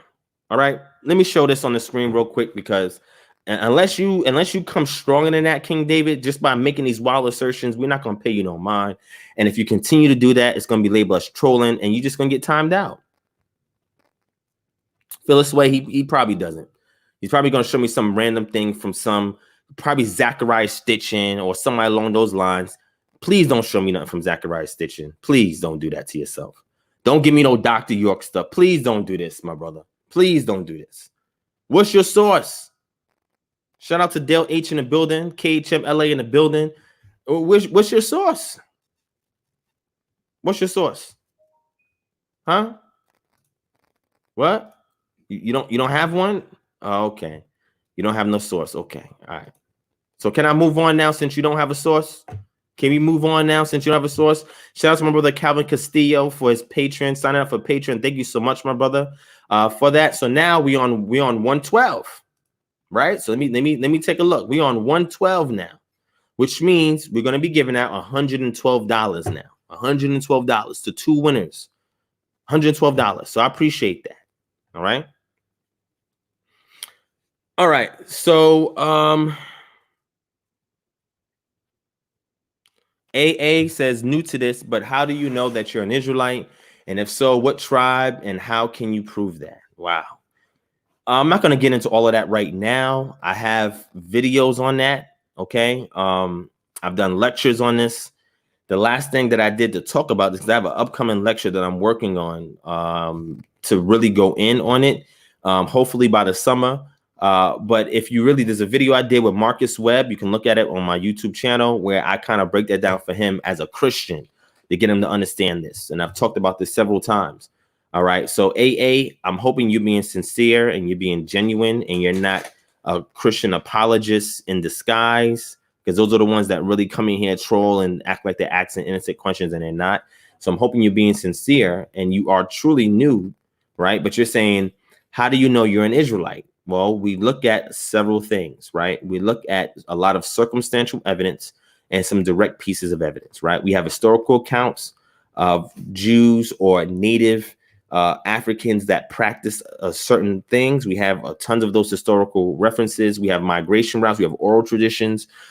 We have cultural elements that we look at. There's several things that we examine to come to this conclusion, right? So it's not just some wild assertion that we're making like King David in here is doing. We really comb through it. And I have a paper that a draft paper that I wrote that I had to tweak that I'm presenting at the International Society for the International Society for the Study of African Jewry, ISSAJ. Whenever it gets approved, that I can present it at one of their conferences where I explain in detail, vivid detail, the case for Israelite identity in West Africa amongst tribes that were brought here to the Americas. And one example, when you say, well, which tribe? If you go through the oral tradition of one of the current West African groups that are in, let's say, Nigeria today, southeastern Nigeria, the Igbo, they tell you the three major tribes that they descend from through their oral tradition. And we're able to line it up because those practices that's encased in Ondenani and Omenana that they do, that's encased in there as pre-exilic practices is laced in there that would be performed by the northern tribes in the land before they migrated there, which means there's no Second Temple Judaism there. The ones that you see practicing Second Temple Judaism or Orthodox Judaism are the ones that converted over to the religion, not the ones that's practicing the indigenous pre-exilic practices, right? That integrated into the locals that they met there when they encountered them and infused that Semitic bloodline into the locals that are there. All right. So we have tons of information on there, right? Yes. So again, I have videos on here that explains this. Several videos that I've done. I've been doing these videos since 2016. I did a lecture in 2018, right? I've done live streams where I've showed tons of data where I explain. I talk about the Hebrewists in Igbo land, okay? I go into tons of this stuff. So if you want, you can wait till that major lecture comes out or go through the playlist that I have where I put those videos in there and check it out for yourself. All right. The Most High Child, he's not going to do that. He's definitely just not going to do that. I don't think so. So shout out to Millie Love in the building. What's going on, Since? I understand as a group, but when an individual makes the claim, it's completely different. Well, what are you talking about? What individual? Would you like to get on the chat and talk, AA? Have a discussion about this? If not, then I'm going to go to Onomastics, okay? And then open it up for Q&A. Are you willing to get on the panel so we can discuss this, so I can give you all the evidence that you're requesting on how do we know that we're Israelites? It's not difficult to do, but there's so many different avenues I could go down with you. Right. Okay, so if you do a DNA test, right, and in your DNA test, it takes you back to certain tribes in West Africa that have an oral tradition of being from or migrating from ancient Israel. You had a cultural diffusion and enculturation that took place that gave you the groups that you have there on the west coast of Africa before the transatlantic slave trade. Okay. When you parse through those oral traditions, there's elements in some of those oral traditions about things that are not native to the origin or to that region. I'll give you an example. So one of the oral traditions amongst the Igbo is that they came from a place where there was famine and dry land. Well, if you go to sub-Saharan Africa and that region of Nigeria, they've never had a famine or they've never had dry land before, because that's like a subtropical area almost. In that region, that forests and all of that there. So this means this is a foreign element in the oral tradition that you must parse out and say, what's the origin of this, right? There's some source that came from the East that brought that information in, because it's in the Near East or Northeast Africa we experience those type of things, okay? So if you go and you do your DNA test and look into your DNA and see that you're from one of the tribes where we have accounts of Israelites migrating to, And then from their oral tradition, they tell you what tribes from their oral tradition, what tribes they're from. You can trace your lineage back to those tribes. Do we know 1,000% what tribe we're from? No, because we don't really have too many distinguishing markers. The closest thing that you can do is in Genesis 49. So let me bring Genesis 49. And Israelites, a lot of times they use this to say, for the 12 tribe chart, which I don't subscribe to. I don't subscribe to the 12 tribes chart. But there's Israelites that use this when they're talking about different attributes, figurative, symbolic attributes of various tribes. The reason why I bring this out is because not from empirical, looking empirically and saying, okay, I see they do this. That means that no. We go through the oral traditions. We go to the customs that go back, and we look to see if these attributes are things that are used in those cultures to help make those distinctions. So if somebody says that we're from Manasseh, Zebulun, and Gad, and I go here and I look at some attributes that's known in the culture from those groups, and then I go into the archaeology, right, where we have excavations of the different regions during the Iron Age 1 and 2, and we see cultic items and other things that represent customs, and they align with what we see in these native groups there in West Africa, then we know that we've had some Semitic infusion there in that region. It's a whole process that I comb things through in order to discern that, right? But we don't have no 1,000% certainty. We only have oral traditions, customs, and migration routes from oral traditions, right? That's the things that we have. You know what I'm saying? So we're working with mostly circumstantial evidence. When it comes to DNA is not definitive either, because we have no Iron Age 1 or Iron Age 2 excavations of Israelite skeletons where we've extracted the aDNA from the petrous bone of the skull. That's the best place where aDNA is preserved. You don't have any of those genomes sequenced from those skeletal remains that are there in Iron Age 1 and 2 sites that are known Israelite sites. We have tons of requests that are written by people in academia. I showed one from Wayne State University where they're requesting for this data and they're not getting it released to them. I went into my theory as to why that's the case as well. So these are the things that we're utilizing in order to determine it. So in lieu of your DNA evidence, your definitive DNA evidence, because what they're using today, that J1, J2 marker, that's hypothetical.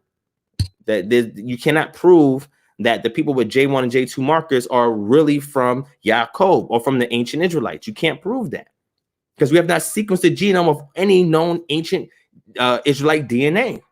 So this is a hypothesis that's put together because they look at all these now recent Jewish groups and say, what DNA or genetics do they have in common? And from that, they make an assertion. And from that assertion, they say, look, this is the Jewish marker that we have. Okay? All right. Riyadh, you out of here. You out of here. Bye. You out of here. We don't tolerate cursing like that in here. All right? Because there's families that are here that are watching this. And what you just said was ridiculous. So you out of here. All right? You done. You out of here. So, King David, you still talking. I'm going to put you on timeout. If you ask another question without jumping on this panel, I'm going to put you in timeout. It's that simple. You want to voice that? I'll give you a number. You can call in or you could join on here. And if you're brave enough, show your face and let's talk. If you're not going to do that, I'm going to keep moving. All right? Shout out to Kevin G. No, I didn't see your message, Kevin. You left a message in the chat, Kevin? I don't know. AA says, I'm mixed with Indian, Spanish, African. So what is that? I don't know what that is. I don't know. You're a hybrid, right? And a lot of us are hybrids. So, I mean, what are you referring to? I don't know what you mean by that. Which Indian tribe? You say Indian, which Indian tribe? You say African, what African tribes? That's not enough to go on. We can look at certain genotypes and determine, where a person's from. Or what we can do is that we can look at Africanisms and customs and know what tribe in Africa you from, right? Or location, where your native location is, because certain groups of slaves were brought in certain regions, right? So if you were born likely in the South, then more than likely a lot of your lineage comes from the Congo area, right? If you was born, let's say, towards the Virginia area or whatever, or that's where your ancestors migrated from, then you most likely going to have Igbo, right? So we know because we have records of all of this, okay? So we can look at that as well, but it takes a lot of research to do that. Yes, and Tufians do have E1B1 as well. All right. Kevin G, yes, you did share that with me, and I'm not basing the things that I'm saying on that at this point in time with this conversation. No, I'm not. All right. Ross Azrock, you are absolutely correct. Okay. All right. So hold on one second. Patriot minded. I would say yes. People would disagree with me on that, but I would say yes. I would say yes. And I can speak about the ramification that comes with that as well. Okay, Yarden, I got your email. I got your email, so I got you. I got your email, so I got you. All right. All right. So with that being said, let's move into onomastics. Okay. So onomastics is important because it helps us to historically date the Tanakh. And why is this important? All right. The reason why this is important is because there are so many people that out there that say, oh, the Bible's fake. Somebody made it up. You know, some people say that the Bible was written during Greco-Roman times and they don't go back to Iron Age 1 and 2 traditions, customs, history, etc. And that's incorrect. People that make these claims have not studied the ancient Near East. I can tell from an academic perspective. They never studied the Israelite culture from an academic perspective. They've never looked at the excavation reports that's done in archaeology. They can't tell me the 5 major ethnic markers when looking at groups. When I asked them, hey, what pottery was found amongst the Israelite culture in Iron Age 1 or 2? What pottery? Because we had 2 different types of unique pottery that helps us to ethnically identify the Israelites in the north and the Israelites in the south. At what periods did they become more refined? At what periods did they stop? What cultic items were they buried with? Tell me what the 4-room house is. How do we understand that the places with the 4-room houses, how that explains egalitarianism? Like they cannot answer these questions simply because they have only done a surface study. A lot of times people will just stay in the Bible. And I'm not saying that's ultimately a bad thing, but they stay in the Bible and they have a limited scope into Israelite culture. So this is why we do interdisciplinary studies over here, where we bring sister information to give you a better overall view. All right.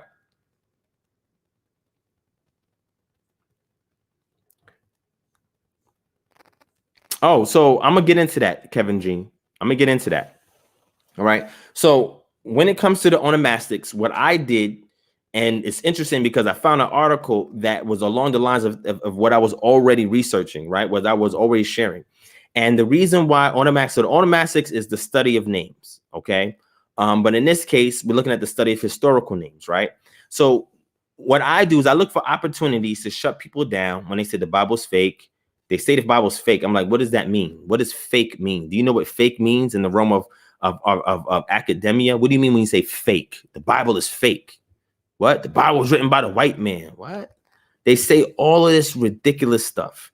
And I'm like, listen, if the Bible was written by a white man, the biggest problem that he has is publishing excavation reports of all of the finds that we find there in Levant.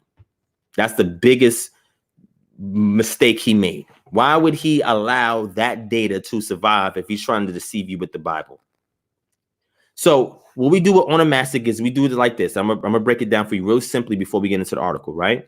Let's say that the Bible is fake, whatever that means. Let's say somebody made the Bible up later than Iron Age 1 or 2 period. Let's say they made it up during the Grecian rule, which is after 332 BCE, right? Where Alexander the Great took over the region, right?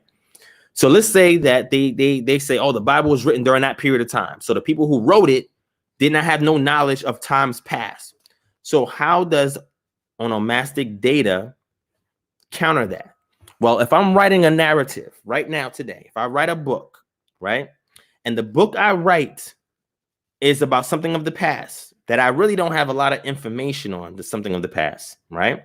And let's say that when I write that book, I'm saying this book takes place in 1910, right? And that's another thing that I see. A lot of times when I watch these movies about history, I go back and I fact check these movies that I watch to see how accurate it is, right? And that's how you find some things are not accurate, right?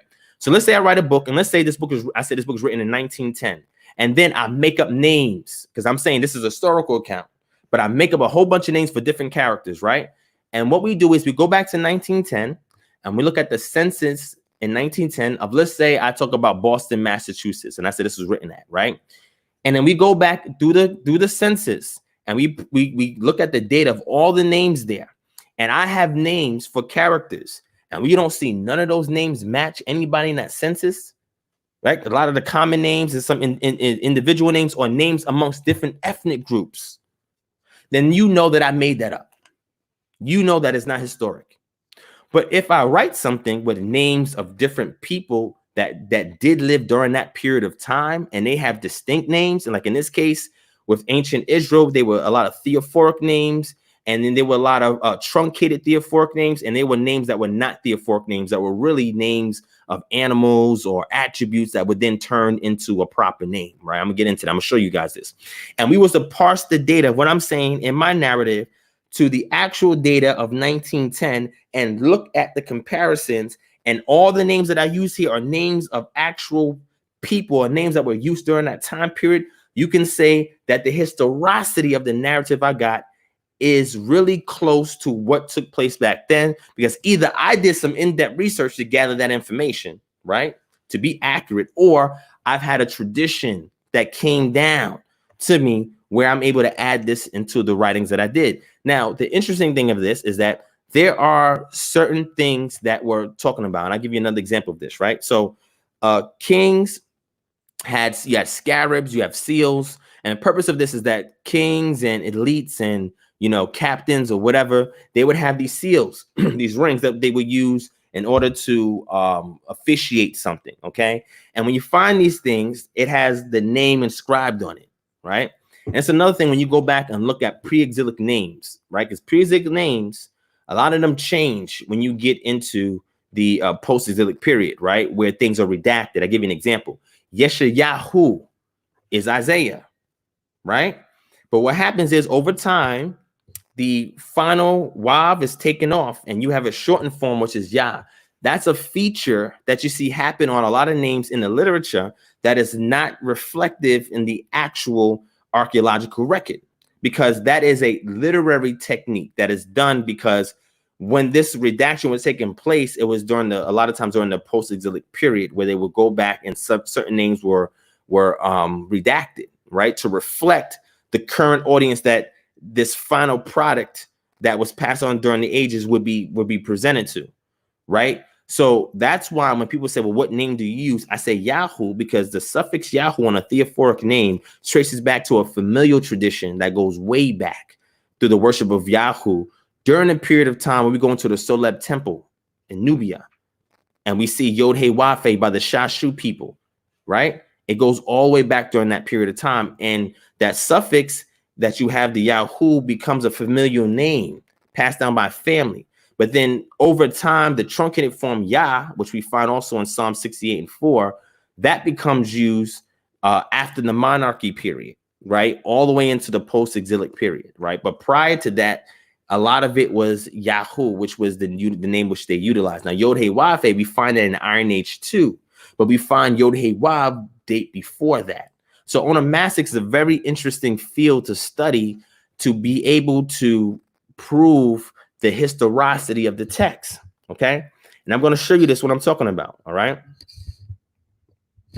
So, and that's true, Kevin G, and that's what I teach. The Israelites did not live in a vacuum. So you have different cultures, right, through ethnogenesis that emerge on the scene, and each one has their own distinct customs and own distinct oral traditions and own distinct cosmogony, but they're sourced because, like I told people, when we look at Semitic languages, they go back to about 5,000 to 6,000 BCE, right? When we use the Bayesian phylogenic method of discerning the origin of the Semitic languages, they date it back to in between 6,000 to 5,000 BCE, where we get the first Proto-Semitic speakers that come on the scene, okay?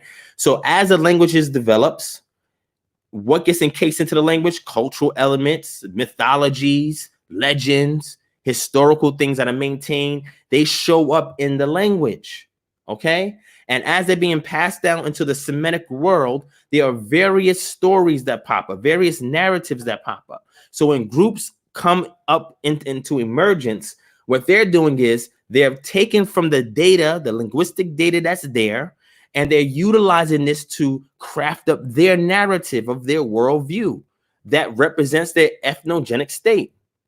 And this is extremely important when you match the Israelite culture amongst the ancient Near Eastern culture.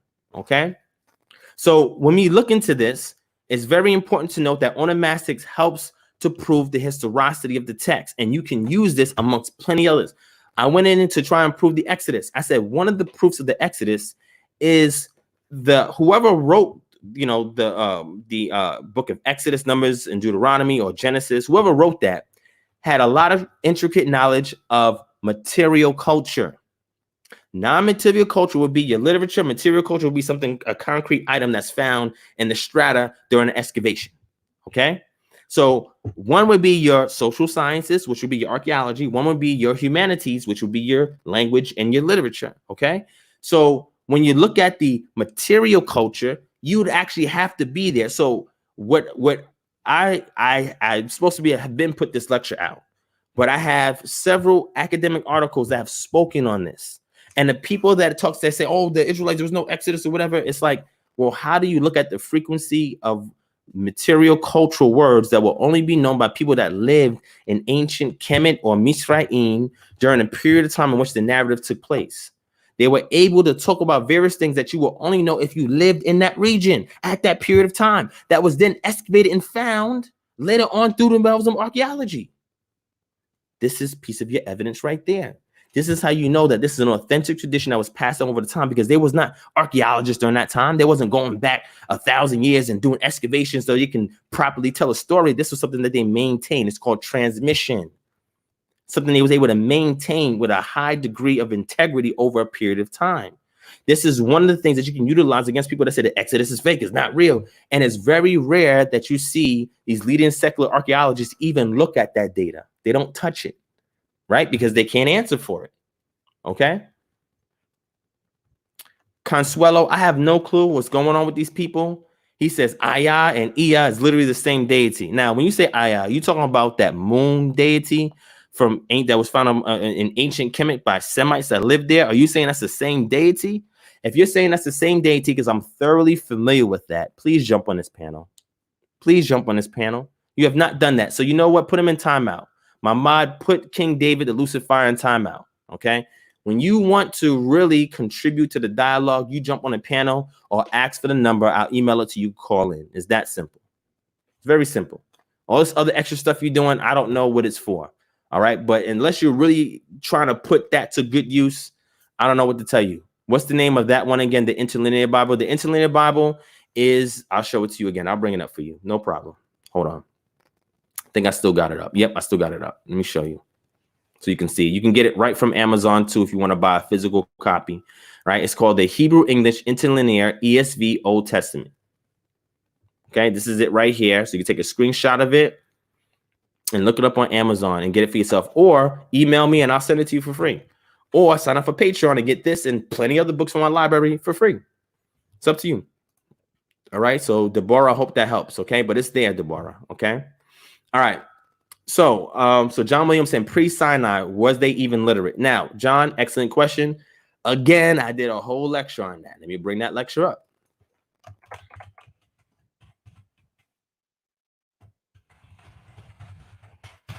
All right, here's the lecture right here. When you get a chance, John, take some time and look at it. Now, also, well, actually, let me just show you this one. Let me show you this one. There you go. All right, that's for you right there, my brother. Click on that, check it out, and we can go from there, okay? All right, check it out. All right.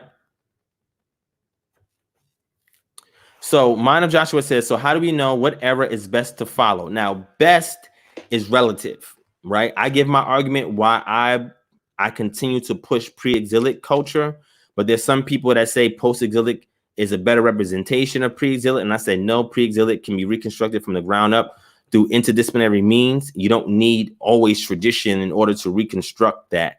So I challenge that assertion that, you know, a lot of the pre-exilic practices was preserved in post-exilic culture because, for example, the calendar is different, right? Abib, Zeb, Ethanim, and Bul, the only 4 names that we find in pre-exilic parts of the text. Well, when you look at the calendar today, they don't even use those names anymore. Why not? What changed? I showed you in that the cultural world of the Bible book that I showed you guys. I gave you a whole article I read for you where I showed you the integration of the Israelites into Babylonian society. And then I told you in my lecture back in 2016 is that when you get into that society, in order for you to do transactions and trade, you have to use the calendar in the state in which you're under, or the captors in which you're under. And so what they had was they had Chaldean scribes that would write receipts for them, and they will be stamped the same way that you would have a receipt today stamped with a date. It would be, they use the same calendrical methods back then as well, right? So that's important when you see what happened to them when they went captivity, and when they left out, they made an attempt to restore what they lost.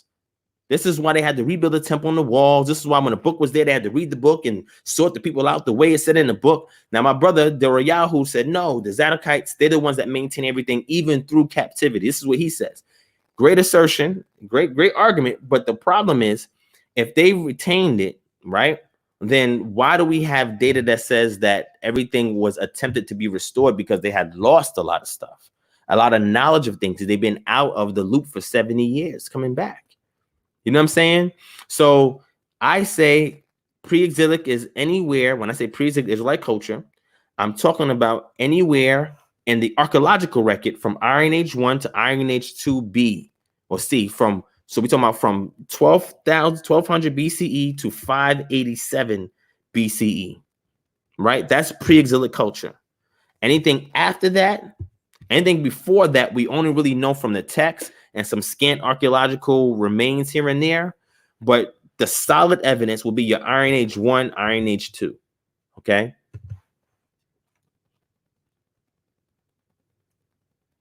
What? Okay. Another person trolling. All right. You're going to go in timeout. Right? Don't know what you're talking about. Y'all are off the chain tonight, man. I don't know what's going on. The moon's not even full. What's going on with y'all tonight? Come on, man. This is how we know who's a regular and who's not. Stop it. All right.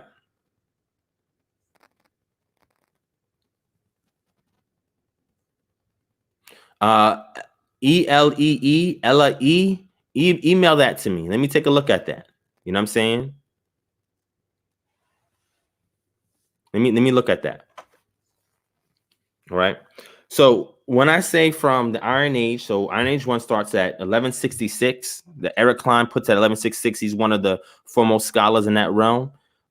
This is after the Sea Peoples come on the scene and the Bronze Age ends. From the beginning of the Iron Age all the way into 587 BCE. Now, there was a captivity in 721, 722 of the northern tribes. And then there was a constant Assyrian influence and sieges all the way to 701 BCE, and to the rise of the Babylonian Empire.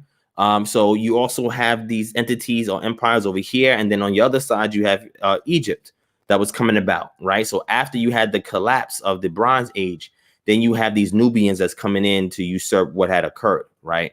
And taking over the pharaonic throne and so forth. So during that period of time, the Israelites were still in the land. I'm talking about when they were in the land, before they left the land and came back, and before they got scattered permanently. While they were in the land during that period of time is what I'm attempting to reconstruct and restore. That. Okay, that's what I'm talking about. All right. Okay. The email, let me put it in here. There you go. That's the email. Okay. All right, so let me get into this article so I can end this off before 2 hours, but let me bring the article for you guys so we can take a look at it, okay? Because I think it's extremely fascinating when you do a study in here, because like I said, there are so many ways to prove Israelite culture, Israelite identity, the authenticity of the text, and there's so many different angles, right? There's so many as you know, so many as such is that I can't even remember all of them. Right. That's why I keep a whole bunch of resources. I call it my bag. Right. I keep my bag of resources and just go into and just look for different ways to counter arguments. Right. Because so many arguments comes up. And this is from people who not even take the diligent time to study these things. Right. They're just going off something they see off the internet or a YouTube video or somebody told them, and it's not thoroughly vetted. OK, so let me bring it up right here for you. I'm going to show you. I'm going to show you two 3 pages, right? So this one, I want page, that's not the page. What page I want? This one. All right. All right, I'm gonna show it to you. All right. Let me give it to you. Let me bring it up on the screen so y'all can see it. All right. So just so you know, this is from the Biblical Archaeology Review, BAR bar, summer 2020 magazine, right? Or edition, okay? And it's on page 47, right? Well, it starts on 46, but I'm showing you page 47, all right? And it says the photo appears from the Israel Museum in Jerusalem, right? This right here. And again, this is looking at this Paleo-Hebrew, okay? It says the rich onomastic data offers another approach of examining biblical historicity, more specifically comparing characteristics of names. Let me zoom in a little bit more so you can see it. More specifically, comparing characteristics of names from authentic Iron Age 2 epigraphic artifacts and those mentioned in biblical narratives of the same period, the First Temple period, can shed more light on the extent of historicity in the Bible. Differences in the characteristics of the two groups might indicate that biblical names in the context of the First Temple period are not genuine. That is, they originated later in later periods or were invented. Like I just said, invented is the fake thing that people brought up, or later periods like Hellenistic period, like some other people bring up in the conscious community, right? By contrast, similar characteristics of names from biblical and epigraphic sources will indicate that the biblical narratives of the two kingdoms reflect authentic onomastic traditions. When comparing archaeological evidence in the Bible, biblical names have an advantage over biblical stories. Listen to this, because names generally tend to be less influenced by the editor's ideological and theological concepts. Okay? Before delving into characteristics of Iron Age 2 Hebrew names, let me say a few words about these names. Many personal names of this period reflect religious beliefs in the deities that were worshipped. Consequently, the names are divided into 3 categories. The first and largest category, theophoric names, composed of sentence names compounded with a divine name or divine appellative, right? Or appellative. Examples of divine names are Yahweh, Heru, or Horus, Mut. Examples of divine appellatives are Lord, King, or what says you have Adonai is another one, Baal is another one, Melech is another one, and familiar nouns such as father, brother, uncle, kinsman, right? And then it goes on and on. But let me skip to the actual page that I want to show you guys. Let me go through it. Hold on. Let me jump to the page, and I want to show you how remarkable this thing is. Right? I'm gonna show you these 2 pages. I'm going to page 49 and I'm going to page 50, right? So here's page 49. Let me show it to you so you can see this, right? How awesome this is, right? Take a look. I don't speak modern Hebrew, but I do. I'm intermediate in my knowledge of biblical Hebrew, or biblical classical Hebrew, right? So hopefully that answers your question. I've demonstrated that tons of times on here. I can demonstrate it for you right now. Why don't you jump in the chat or get on the phone and let's go over biblical Hebrew if you want. Okay, just let me know if you want to do that. I'll read it for you. I'll parse and translate. However you want to do it, let's do it. Let me know what you want to go through. Okay, but since you're there, definitely let me know if you want to jump on a panel. Again, I don't know if you're trolling or not, or if you're being sincere. It looks like you're trolling a little bit, but that's fine. All right, so take a look at this, family. All right. The distribution of the different groups of Judite names in the book of Jeremiah and the epigraphic record of the Iron Age 2. So if we look in the name of Jeremiah and we were to take all the names that we found there, parse all the names out, and put them in categories. You have your Yahwistic names will make up 63%. Other names will make up 16%. Names with L, theophoric names with L will make up 10%. And hypochoristic names will be 7%, and names with divine appellatives is down here at 1%. Names with other divine names is 3%. So we were to look at this and compare it to epigraphic artifacts. They have 50% Yahwistic names. Other names is 24%. Names with L is 8%. Hypochoristic names is 14%. Names with divine appellatives is 4%. Now, if you see here where it says names with other divine names, right, which will probably be a name with a suffix Baal or Baal in it or something along those lines, a not or something like that. You're really going to see these things more from a literary perspective than you would in these Iron Age 2 sites with epigraphic data from ancient Israel. Okay. But they go on to explain it. It says, researchers of ancient names need a similar connection of name and records to do the same type of onomastic study. Hence, I built a comprehensive database of Iron Age 2 names and their various characteristics. The personal names were collected from excavated Iron Age 2 epigraphic artifacts, such as incised inscriptions, ostraca, inscribed pot shards, seals, boule, which would also be your seal impressions, right? Which is a piece of jewelry that the kings and elites and other people would keep on them to officiate documents, right? And it says, in stamped or inscribed jars. Names found in artifacts from the antiquities market are excluded since their context, such as the geographical origin and date, is unknown and their authenticity is uncertain. So that's why I said the black market, if we cannot define something based on its find in situ, that means found in an excavation, not something that's on the black antiquities market, but that's found during an excavation that then shows up in the excavation report, then he left these things out because those are questionable, okay? Because we don't know the date, the origin, or what's called the provenance of the thing. All right. It says each name is analyzed according to different categories: name, artifact type, artifact site, territorial affiliation, prefix, suffix, theophoric element, and bibliography. Recently, an entire database was made available at www.onomasticon.net. You can see it there. The site is intended for scholars and lay people alike. You can pursue research ideas for performing complex searches against a database or simply look for specific names. Okay. So he goes in here. Currently, the digital Onomastic comprises about 950 names mentioned in approximately 470 artifacts from 80 sites. This large onomasticon enables us to apply quantitative analysis, your quantitative research, as part of the research methodology, okay? And reach statistical meaningful conclusions. So this is not an opinion, an idea, or I think this is using concrete data and comparative analysis of this data in order to make this assertion, okay, or this claim. It is important to note that unlike the Social Security Administration's database of U.S. names, it does not contain all names used in the Southern Levant during Iron Age 2, but only those found in archaeological excavations. Since archaeology is not a perfect record of history, the Onomasticon does not represent all social strata equally. It includes only names collected from epigraphic artifacts, which have a connection to literacy and administration, two characteristics that tend to be associated with the higher social strata. This is also true for names found in the biblical narratives. So what does this Onomasticon revealed are the characteristics of Iron Age 2 names in the biblical narratives similar or different from these collected from excavated epigraphic artifacts. Consider the book of Jeremiah. The majority of the persons mentioned in the book of are Judeans, contemporaries of the prophet Jeremiah, as are their ancestors, typically fathers, and sometimes, let me get the other page.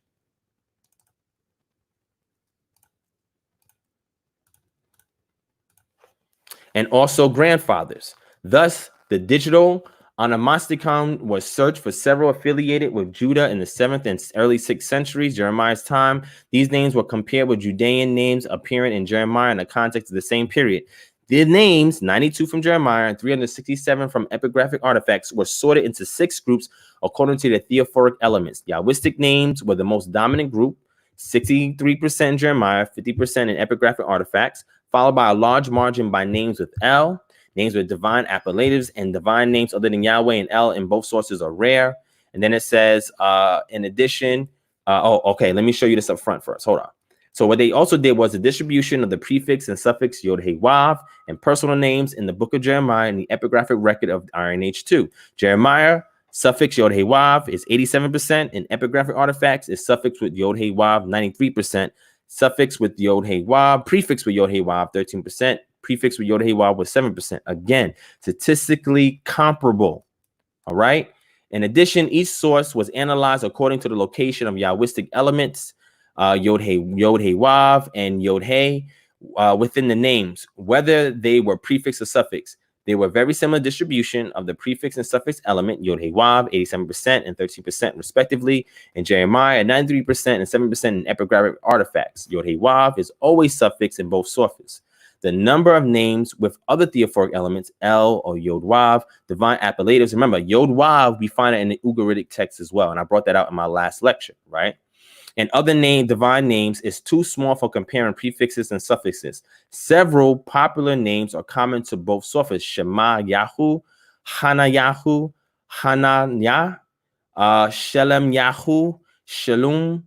However, SLM, which is a trilateral root, Shalom, meaning be safe, unharmed, be in peace, pay, replace, is a popular element in names like Shalom Yahu, Shalom Yah, Shalom in Jeremiah, and Tob Shalem. Tob means good. Tob Shalem, Tob Shalem, Shalem, Shalom Yahu, Shalom Yah, Shalom in epigraphic artifacts. Another comparison examines the distribution of the Yahwistic elements in each source, although the names with Yod He Wav are blah, blah, blah. Now, one thing that they did determine, and this is what I say when I had read the prefix to the Northern Kingdom by Israel Finkelstein, right? And I don't agree with everything Israel Finkelstein, or I don't agree with a lot of his conclusions. But in that book, the preface that he wrote, I agree with a lot of it. And pretty much what it says is that the narrative of the text that we have today is written from the lens of the ancient Judeans, not the northern tribes. We have some elements from writings from the northern tribes and what's called the Elohist writings. When we look at the documentary hypothesis and we look at the signatures from the Elohists, right? These they date to the northern tribes, right? But the majority of it is written through the lens of Judeans and was redacted by Judean scribes. Okay. And what they found in this onomastic study, which is very intriguing, was that when it came to names from the narrative, right, that were written about individuals that lived in the north, a lot of them were given Judean names. When in actuality, in the archaeological record, right, when we look at, for example, the Samaritan Astrakhan, we have a whole list of names in a Samaritan. Matter of fact, let me show you that document real quick. I can show you guys that document real quick. All right. Let me bring that up real quick. Let me see if I have it right here. Here it is. I got it. All right. Let me show you guys this. All right. So this is one of the weak points in the literature of the Israelites, especially like Jeremiah and other prophets, or let's say 1st, 2nd Kings and Chronicles. We have some authentic northern tribe names, but the majority of them are Judean type names, which goes to show that the person that was writing about these individuals in the north ascribed to them Judean type names, okay, which is extremely interesting. But when you go into the Samaritan Astrakhan, right here, personal names in the Samaria papyri, right, by Frank Moore Cross, all right. This paper records and analyzes the personal names found in the Sumerian papyri and papyrus fragments found in Wadi Ed Dalaye. The mixture of names of men and women, many belonging to slave-owning elite, many belonging to slaves being bought and sold, together with names of Samaritan officials, gives a cross-section of the onomasticon of the populace of Samaria, the city, and the province. The largest single category of names consists of Yahwistic names, names compounded with Yod-He-Wav and Yod-He. This characteristic belongs both to the names and owners and surprisingly of slaves. They are foreign or pagan names in the papyri, but no more than are found in Judea in the late Persian period. The character of the personal names in the Samaria papyri and their hairy Yahwistic and Hebrew count has direct bearing on questions of the historical accuracy of the Jewish polemic against the Samaritans, found both in the Bible and even in harsher terms in subsequent times. So one thing I will say is what I'm doing now is using the Samaritan papyri and pot shards, which are Astrakhan. I'm looking at all the names that are here, and I'm comparing it to its appearance in the actual pre-exilic text. Okay, this is a personal study that I'm doing now that I'm working on, right? But when we scroll through it, it goes into a lot of the names, right? Bayad El that we see here. Bisarya is another name that we see there. Delaya that we see here. Hananya, right? Hananya. Remember, we've seen this in the article I just showed you, right? We have Haggai here, right? We keep going. Here's your Yahwistic names here. Yahu Padanai, right? We have Yahu Sabu, Suba.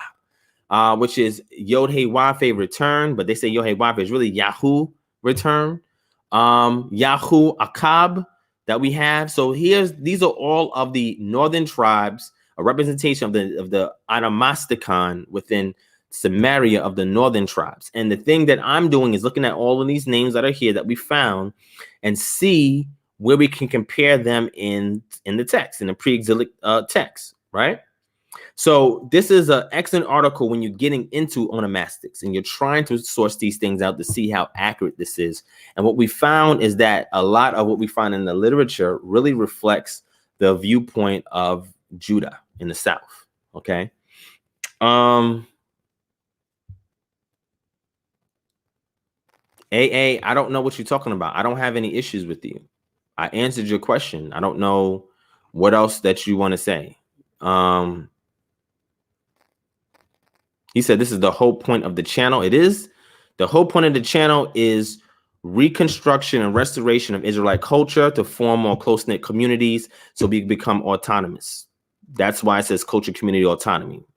That's what it says on the channel. This channel is not here to prove that we're Israelites. No, that is also mentioned amongst the theme of the channel.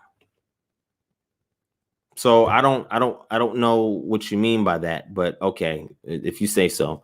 Like I said, nobody's trying to debate or defend. I'm just saying, do you want to have a discussion or a dialogue? Why are you passing it off as me defending or debating or somebody in the chat doing that? Simply what I'm trying to say to you is let's either call in or join the panel and let's talk. And you can ask all those questions and I can demonstrate for you what knowledge I have. I don't know everything, but what I do know, I can demonstrate for you. And what you know, demonstrate for us so we can learn. We can be edified. It's that simple. I don't understand. All I'm saying is there's trolls that come here all the time under the guise where they fake as if they're being sincere, genuine, until you ask them questions back, until you scrutinize them back, and then they start saying, oh, I'm not trying to debate, defend, I'm just asking questions. And then I follow those same names in other chats. And guess what? They're defending Christian apologists. They're in a conscious community. Same people that I see coming up in here. This is why I take that stance. It's nothing for you to be offended by. It's just a way that we have to screen things so the discussions are constructive and it's not somebody trying to be a provocateur and lead us into a distraction. That's the only reason why this is being done. Nobody's upset or bothered because you're asking a question. We welcome that here. I have no problem with that.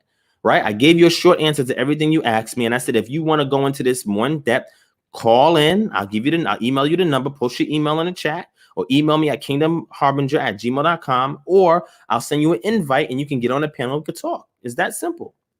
Pick your poison. Which one? No? Okay. The same thing was going to that King David dude. He's still not on here. He's still in there saying whatever he's saying. And I'm like, dude, I have tons of articles and books and my own personal research of papers that I've written on this stuff. All I'm saying is bring your evidence and I will bring mine. It's that simple. You don't have to keep saying stuff in the chat. Call in or join the panel. What I'm going to do tomorrow, after we do the winners, right, of our 100 for 100, I'm going to open up the panel. I'm going to put the link in the chat and anybody can join in and we can have an open dialogue about whatever. Okay? And again, a lot of people who are leaders in this community, they're not even entertaining people that jump into their chats. I'm at least willing to hear you out. And I'm giving you an opportunity to come on live and have the dialogue or discussion. Nobody's trying to fight nobody. It's not that serious. You have information. You have questions. Call in. Join the panel. Voice them. It's better than me reading what you're saying here because it's easier for me to interact with you instead of me sharing something and then having to look at the chat at the same time. I'm saying it's more convenient. If you don't want to do that, then that's why what you're saying doesn't have high priority, right?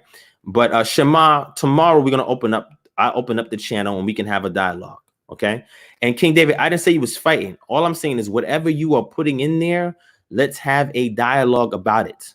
I'm not trying to read and respond to everything that you're typing in there. That doesn't help. It's not organic. It's not dynamic. It's not engaging. Call in if you don't want your face to be seen or join the panel and show your face on camera and let's talk. If you're not willing to do that, then you're just going to have to keep asking stuff or making comments in the chat and it's not going to be taken seriously. All right. That's all I'm saying. All right. So y'all can chill. It's not that serious. Y'all chill. Okay. I'm responding and then I'm giving you an opportunity. Okay. So anyway, I just wanted to share that information with you guys because I think that somebody definitely can use that when they are addressing people that make these claims, say the Bible was invented, it's fake, the white man wrote it or whatever. You show them these other angles and say, okay, if the white man wrote this in modern times, before archaeology was even here in the way that we have it today, and we've done the excavation that we've done. How did he know to accurately put Hebrew names in contemporary with the time period once these things happen? You know how we know these things? So we have King Hezekiah. We have information on King Hezekiah and the archaeological record. And we know the things that he's done, the Shalom inscription, and then what we see in the narrative, they line up. How did they get that correct if this was just invented by a white man? How is that possible? How is that possible? That's all I'm saying. The concrete data doesn't lie. It's there. How is that possible? Okay. All right. Shema, then you must have spoke to him before. You must have spoke to him before if you're saying he's chill. He probably is chill. I'm telling him to call in. He's not calling in or joining the chat, so I don't know what else to say. I don't know. All right. Sean, email me. I'll send you that article. Email me. I'll send you the articles. Or if anybody wants access to all of this, it's all on the Patreon. We have everything on the Patreon, or it's per email request. I'll send you whatever we talk about on the live streams, right? So I'm saying this so to strengthen you guys, to let you guys know that you have a very good, accurate depiction of history in the scriptures. But you got to remember, this is literature, and it was written by scribes that were trying to tell a particular narrative, okay? But at the same time, in telling this narrative, they did align it with a lot of historical events that can be proven via interdisciplinary means. And I just gave you one of them, okay? So with that being said, family, I'm about to end off the live, right? Because we're already over 2 hours. All right. What I want to say is that earlier today, Sanada had a live stream with Zion Lex on it. And Zion Lex is supposed to be debating Ngozi. And the brother Rob Bourne called in, Garfield called in, several other people called in, right? Yeah, you're right, Shema. You're right. But anyway, so I called in and I gave a little bit of my piece or whatever. And then he said, would you debate Rob Bourne? Me and Rob Bourne is cool behind the scenes, right? And I've already interfaced with him on Sanada TV. Sanada's like, oh, the Hebrews are running from everybody. And I'm like, well, how is that? When you look at my name on his channel, I done talked to almost everybody on that channel. Polite, Seti, Unc, I'm in Rod Squad, Young Pharaoh, who else? Garfield, Rob Bourne, who else? Red, Blue Pill. I had discussions with them. Me and Zion sat down and had a discussion on that platform. Sanetta tried to question me several times on that platform. I mean, you name it. You know what I'm saying? Like I've sat down, had a debate or dialogue. Ali Muhammad, me and him debated, right? So what I'm saying is we're not running from nobody. My brother Chris was right there, right? The Most High Child, Shari'Allah. He's always there in his chats. He see it. I don't run from nobody. I've never ran from nobody in that community. Either we have a dialogue or debate. I've done it in that community, right? It's just, it's not constructive. That's why I don't hang over there a lot, right? Shout out to my brother Sanetta. You know, he's cool people's, you know, off the camera. On the camera, he has a totally different personality. But what I'm saying is, like, there's nothing constructive. So this channel, Kingdom Harbinger Ministries, is constructive. You understand what I'm saying? Like, we give you constructive stuff, right? Over there is a lot of destructive arguments. Now, there's some good debates and dialogues that do happen over there, but it's like, that's just the whole theme of it. You know what I'm saying? Like, it's hard. Like, for me to do a presentation on there consistently all the way through without being interrupted, it's extremely difficult. Extremely difficult. I've done it in the past, and interesting enough, several of those lectures have been taken down, but I thank y'all that I was able to capture it and re-upload it on my channel. I had to sit down with Polite. That was taken off the channel. The Minority Report, that was one of my best lectures that I've ever done back in 2015. That was taken off that channel. The one that I did about the Black woman is God, right? Where I tackled that topic, that was taken off the channel. And I had like 2 other lectures that was taken off that channel. Why? Those are some great eye-opening lectures that were taken off that channel. So somebody had a hand, right, on side, and I said, yo, take that down. Yo, take that down, yo. And he went and took it down. So what I'm saying is, if I put out information, especially in that community, I've been doing it for years before I said, look, let me just focus on the Israelite community. That's what I do now. Focus on the Israelite community, right? And Black Christians that come in on here and, you know, whatever. because that over there is just too much going on, man. You know what I'm saying? And over here, you know, we have clean, you know, all family rated, you know, content and discussions that we have on here. There's no cursing, there's no disrespect coming out here, there's no yelling and screaming and arguing and I want to fight, and we don't have that energy over here. You know what I'm saying? I wanted this to be a pure channel to get information and to interact with the people, right? And find different ways to reach out and touch y'all with things that can tangibly help change your life. That's what we're doing over here. You understand what I'm saying? So sometimes it's over there is entertainment a lot, but like if you're really trying to grow, like you need channels like this that give back to the people and that sincerely allow the people to voice their grievances, concerns, or add edification to all of us as a whole. I allow that on this platform. I mean, it could be wacky doctrine to information that's usable, right? But I allow it on this platform. You know what I'm saying? So this is what sets this apart, and this is how we have to be to foster change. You cannot be afraid of confrontation. And I've never been afraid of confrontation, whether physically, spiritually, intellectually. It's just like, if it has to be done, let's do it. You feel what I'm saying? And it has nothing to do with the size of the person. It's what heart that people have. Because I've seen people that's 2-3 times my size. They ain't got no heart. None. It's like, yo, you ain't got no heart.